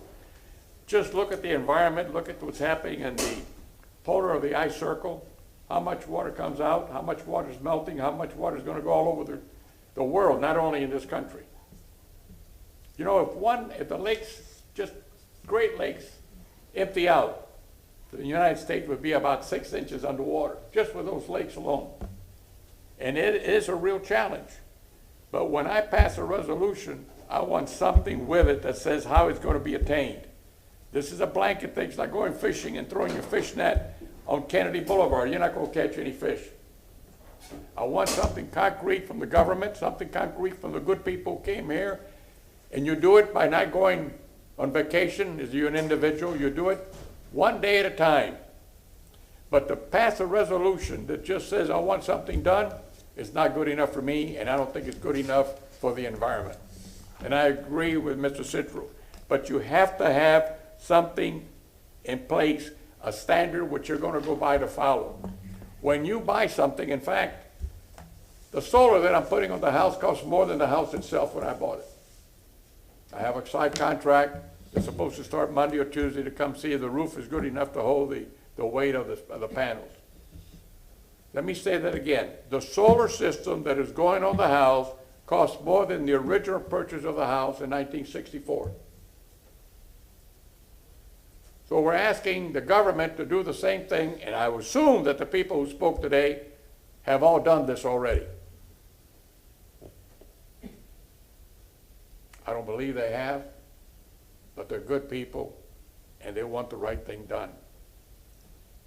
So my advice to them is to join a co-op like I did, go in debt like I did, go do what you need to get done and do it, and then go help the others do it. You can't do it just by saying, this is what I want done. That's not good enough for the public. That's not good enough for this government, and this government's got to set a standard on how they're going to attain these goals. And until that happens, there'll be no goals met. You must have a goal, and you must be able, listen, we try to tell people affordable housing. That is workforce housing. You know what it is? Housing they can't buy because they don't have the money. Not that they don't want to buy it. They're stuck at $15 an hour. Thank God that that passed to some degree. But what happens then? How do they maintain it?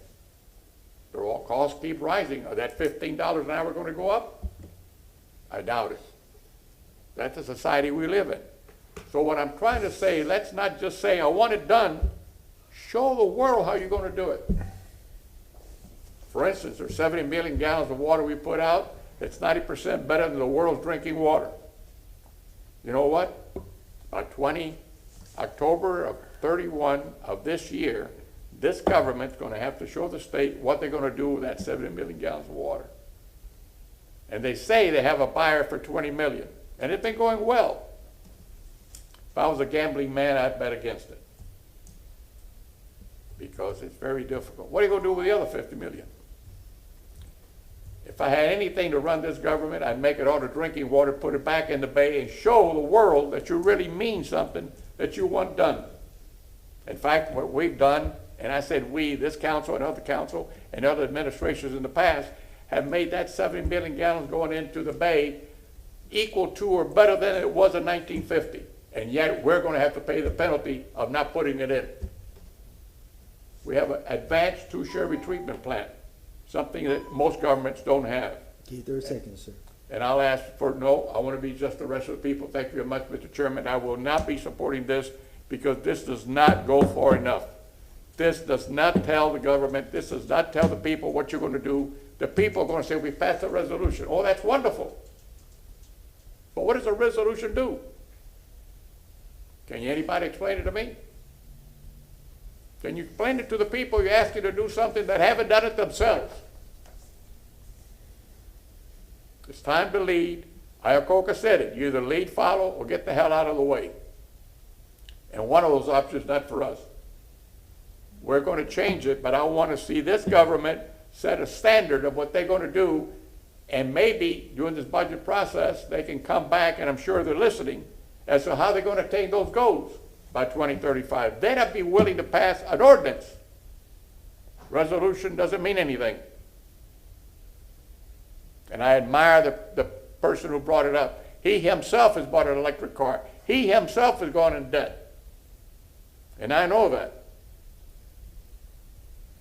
So what are we doing? At what point are we going to stop playing the game? I may be a little loud, I may be a little boisterous, because you got to shake the public up. Again, I'm going to say, don't ask what government can do for you. Show me what you have done yourself to solve this problem. And you know what? They haven't done much. Look in the mirror when you go home and tell yourself, have I done what I could do? What's my water bill? How am I going to reduce it? What's my electric bill? How am I going to reduce it? There's not an answer unless you change. You got to change the way you live. You got to change the way you plant trees. You got to go to natural trees that take very little water. You got to make changes in your life. And if you're bald like me and the chairman, Mr. Goods, you save water automatically. But I'm not asking everybody to be bald. Thank you, Mr. What I'm asking is to do the right thing. And let's get with us. I'll be voting no, not because I want to, but because I have to. The public who spoke today, they themselves haven't done this. Thank you, Mr. Chairman. Thank you. Mr. Dingfellow, you recognized. Thank you, Mr. Chairman. Mr. Miranda, I do agree with you to a certain extent. I'm going to support the resolution, because I think it's a first step. It's an important step. It conveys a very important message to the community and to the city itself that this is an aspirational goal, and this is very important. You know, if we think back in 99 and 2000, when Al Gore was running for president, and a lot of people made fun of him about various things. You know, he invented the internet and blah, blah, blah, and that was unfortunate. But one of the things that Al Gore also stood for was he was the first one on the national and international stage to point out the global crisis and the global warming. And that was in 2000, 21 years ago. How old were you, Guido? I'm just yeah. I was old enough to get a driver's license. There you go. Anyway, I'm just teasing you, but I'm very serious that there we are 21 years later, and as a nation, as a state, as a city, we just really haven't done hardly anything, and now it's embarrassing. You know, at some point I'm gonna have to look at my grandchildren, and Charlie, you have many grandchildren, look them in the eyes and say, why didn't we do something earlier? Why didn't we do it quicker? But here we are today. We have a good resolution. Mr. Citro, I appreciate all the hard work that you and the community has put into this, and I will totally support it. But to further your point, Charlie, elsewhere on the agenda is Whit Reamer, and he's our sustainability coordinator, and I appreciate Mayor Castor hired him to work on these issues. Many cities have people like that. Orlando has several people like that. We're just starting, but Whit's doing a good job, and he's doing the sustainability. On our agenda is $250,000 to hire consultants to help us come up with exactly those lists that you're talking about. You know, the lists that not only say what can the city do, but what can the community do? What can the citizens do? We have to start small. We are just the city of Tampa. We're 400,000 people. We can't control what the county does. We can't control what the state does, but we can control what we do in our own backyard. So I think this is a good step. Mr. Citro and his team have put together a very comprehensive laundry list in this resolution that says some of the things that we're going to do. We're going to urge the state of Florida and the federal government to enact and enforce bold state and federal policies. We're going to do a better job in our, as far as energy efficiency in our residential, commercial, and government buildings. We're going to support the mayor's Vision Zero plan, et cetera, and reduce greenhouse gas emissions. There's lots of good things on this resolution. I'll support it wholeheartedly. Thank you, Mr. Chairman. All right, gentlemen, look what time it is. So if any other comments, let's get them out the way. Let's make them short and brief so we can get on with this train. Anybody else with comments on this subject? Is there a motion on the floor by Mr. Citro? Is there a second? Second. Second by Mr. Maniscalco. We've already had discussion. Roll call vote. Vieira. Yes. Citro. Yes. Miranda. No. Dingfelder. Yes. Carlson. Yes. Maniscalco. Yes. And Goods. Yes. Motion carried with Miranda voting no. All right, let's get into the consent item real quickly. Item number 5. Mr. Chair, if I may. Yes, Mr. Citro. Very, very quickly. I wish it could have been unanimous. The true authority on this will be the administration as the executive power. However, we can take steps along the way. Approving different things for the budget, making our requests known. Councilman Miranda, you are the wisest man that I've ever met. I wish it could have been unanimous. Hopefully, maybe next year we can get your support. Mr. Chair, there are people that I want to thank. First of all, Mr. Whit Rimmer. Thank you, Whit, for all your help in this. And remember that Whit and the administration is steering the ship. We will be giving the course. We will be telling what we would like. The Tampa Bay Climate Alliance, especially Brooke Arrett and Phil Compton, thank you both for that, for their input and their leadership. The Greater Tampa Bay Chamber of Commerce, more particularly Mr. Nick Glover. He was the person who facilitated all the dialogue between the stakeholders, my office, and the Climate Alliance. I thank you for that, Nick. I also got to put in a kind word for the SOG ladies that showed up today. Thank you for that. Mayor Jane Castor, Thank you very much. Chief Bennett, for listening to hours of my questions on resiliency. I thank you, Chief. To my aide, Tim Himmerline, for putting up with my frustration with the state preemption. Tim, thank you very much for your help. I know Kent Bailey is now smiling down with joy upon us. And I'd also like to thank you, my fellow council members, for your support in this resolution. Mr. Chair, thank you very much. Thank you. Mr. Dingfelder, the Public Works Committee, 6 through 11, sir. Okay. I'll be glad to move items 6 through 11. Second by Mr. Miranda. Roll call vote. Maniscalco? Yes. Vieira? Yes. Citro? Yes. Miranda? Yes. Dingfelder? Yes. Carlson? Yes. And Goods? Yes. Motion carried unanimously. Mr. Miranda, Finance Committee, 12 to 15. Yeah, 12, 13, and 14, I think 15. 15, that's correct. 15 has been held. So moved. Second. Second by Mr. Dingfelder. Roll call vote. Vieira? Yes. Citro? Yes. Miranda? Yes. Dingfelder? Yes. Carlson? Yes. Maniscalco? Yes. And Goods? Yes. Motion carried unanimously. Mr. Chairman, You recognize Mr. Shelby. is 15 being held for a staff report, or is that just going to be moving the substitute that was on the addendum? It's just a substitute. Moving the substitute. Was 15 handled, Madam Clerk? No, the motion was for 12 through 14. All right, well, let's move the substitute then. On 15? Yeah. So moved. We move by Mr. Dingfelder. You don't want to discuss it? Discussion? You want discussion, Mr. Second. Hold up. Mr. Miranda, if you want that discussion, we'll hold it to 1:30. No, I'm fine. Okay. All right, we'll move 15. Mr. Dingfelder, second. The substitute. Second for the substitute for item number 15. Roll call vote. Citro? Yes. Miranda? Yes. Dingfelder? Yes. Carlson? Yes. Maniscalco? Yes. Vieira? Yes. And Goods? Yes. Motion carried unanimously. Mr. Carlson, Building and Zoning, 16 through 25. Yes, sir, I'd like to move 16 through 25, please. I'm going to vote no on 22 if I can. I don't want to vote it. I just want to vote no. So I'd like to move 16 through 25, skipping 22. Second. Mr. Carlson to move those items. Mr. Miskowski is second. All in favor? Roll call vote, I'm sorry. Citro? Yes. Miranda? Yes. Dingfelder?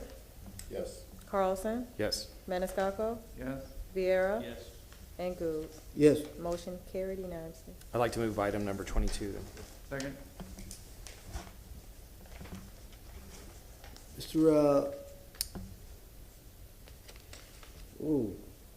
Yeah, 22, I Oh, want to vote I'm against sorry. it. The only way I could do it is what Mr. Right, Carlson right, I said didn't, incorrect. okay, that's the ferry, I didn't see that. Yeah. Okay, all right. I hate to do this, Jim, but we're gonna hold that for, this afternoon. I'm sorry, I didn't know the fair, I missed it, my mistake about that ferry. Mr. Chairman, then, are you pulling item Yes, I'm number gonna pull it. 22 for Yes, staff sir. reports? Staff reports. Thank you. Didn't know where that money is exactly coming from. All right, we moved everything, 26? gentlemen, it's 12 o'clock. We wanna go ahead and get through the, Wait, item 26 is set for a public hearing. Right. September 30th, 2021 at 10:30 a.m. Mr. Maniscalco has moved it, Mr. Miranda seconded it. All in favor? Aye. Aye. Any opposed? All right, we've got a few items here, gentlemen. We want to try to get to it before it's 12:15. Yeah, we can do that. All right, Second readings? second readings, yes. Do we have a All right. motion to open then, Mr. Council? Moving to open the, 27 through Second. 30? 30? 27 through at this point, and actually 29 of the second reading. 29, 2:30, yeah. oh, 30 actually, it's 30, right? Yeah. 30. All right, Mr. Maniscalco's moving that? Yep. Second by, Me. it's Citro. All in favor? Aye. All right, we're open. All right, item number 27.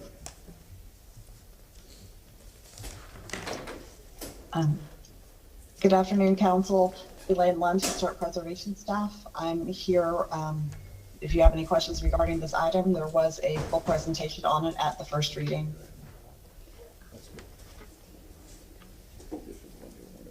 Does anybody have any questions? All right, maybe we'll open to the public. Is anybody here from the public on this? Anyone registered, please? No one registered for this item. Anyone on 2? I don't believe so. All right, move to close. So moved. Second. Close by Mr. Miranda, second by Mr. Citro. All in favor? Aye. Any opposed? Motion granted. Ms. Vieira. Sir, Mr. Chair, I move an ordinance being presented for second reading and adoption ordinance of the City of Tampa, Florida, designating Tierra del Lago Cigar Factory, located at 1908 North 36th Street, Tampa, Florida, more particularly described in Section 3 hereof as a local landmark, providing for repeal of all Second. ordinances in conflict, providing for severability, providing an effective date. Second by Mr. Miranda, roll call vote. Miranda? Yes. Dingfelder? Yes. Carlson? Yes. Maniscalco? Yes. Vieira? Yes. Citro? Yes. And Goode. Yes. Motion carried unanimously. Item number 28. Staff?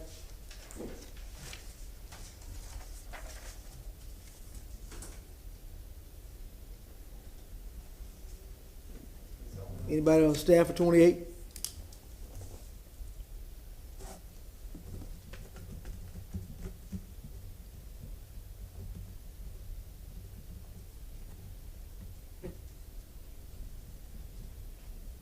Anybody on staff for 28? Madam Clerk, is anybody from legal? There we are. All right, I see Ms. Susan Johnson-Velez. This was Ms. Zellman's item, I see. believe. Okay, Mrs. Zellman's there. There she is. Here we go. Maria's there too. Yep. Wow. Audio? Need your audio. We can't hear you. Can you hear me now? We got you. Okay, I apologize. We inadvertently turned our camera off. I apologize. Council, 28 is second reading of the ordinance amending Chapter 2, our civil emergency code. I briefed you all at length on this during first reading and also provided a memo, but I'm happy to answer any additional questions you may have today. Thank you. Any questions, Mrs. Zellman? Anybody on the public here on this side? No one is registered to speak on this item. Move to close. Second, close. I got you, didn't I? Move to close. Mr. Manis moved it. With second by Mr. Citro. All in favor? Aye. Any opposed? Carried. Mr. Maniscalco, please, 28. Thank you very much. I have an ordinance being presented for second reading and adoption, an ordinance for the City of Tampa, Florida, making revisions to the City of Tampa Code of Ordinances, Chapter 2, Article 7, Civil Emergencies, in order to incorporate legislative amendments to Chapter 252, Florida statutes, and to require state and national criminal history screening of community emergency response team members, repealing all ordinances or parts of ordinances in conflict, providing for severability, and providing an effective date. Ms. Maniscalco has moved it. Ms. Miranda has seconded it. Roll call vote. Dingfelder? Yes. Carlson? Yes. Maniscalco? Yes. Vieira? Citro? Yes. Miranda? Yes. And Goode. Yes. Motion carried unanimously. Item number 29, second public hearing. Good afternoon, Mr. Chair and Council. Susan Johnson-Velez, Senior Assistant City Attorney. Council, this is second reading on the ordinance that would adopt the 7th Amendment to the Downtown Central Business District, DRI. This is the one that redirects payment of transportation mitigation monies to the City of Tampa for use for expansion of the historic streetcar, as well as making some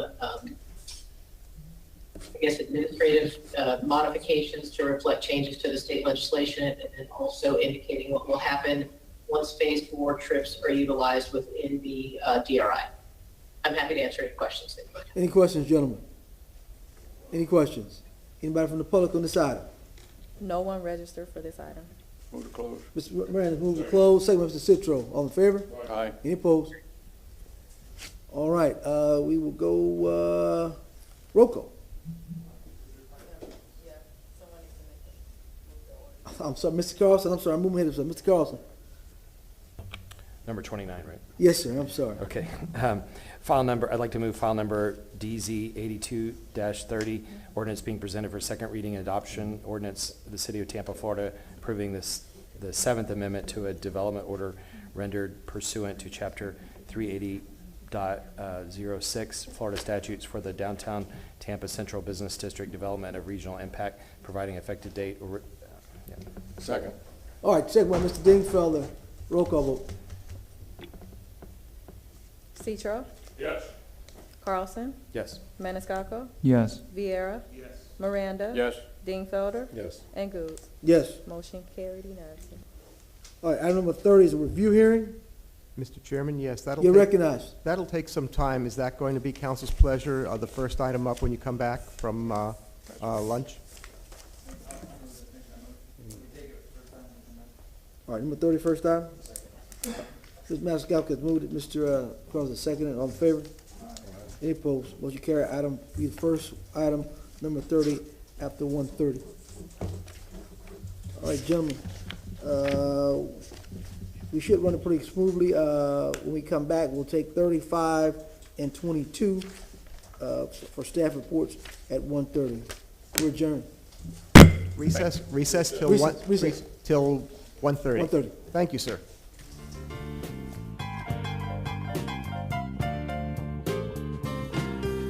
In this house, there's a TV set that shows pictures of dying crops and little hungry children. They ain't never seen a pair of shoes. This is the house that was built by the blues.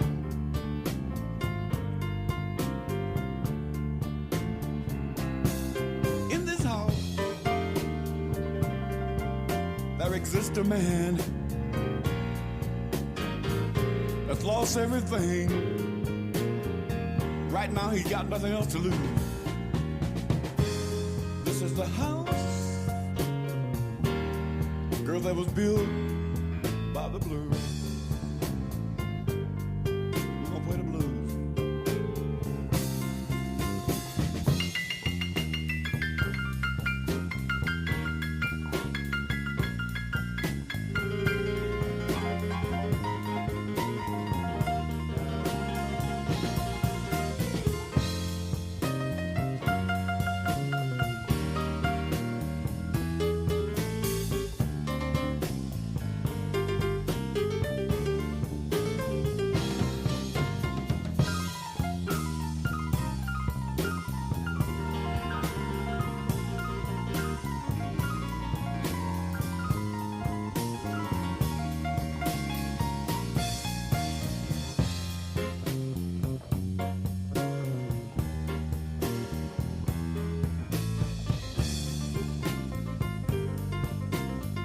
Go home, Mama. In this house, now the telephone, every time it rings, it brings some bad news. This is a house that was built, hey, by the blues.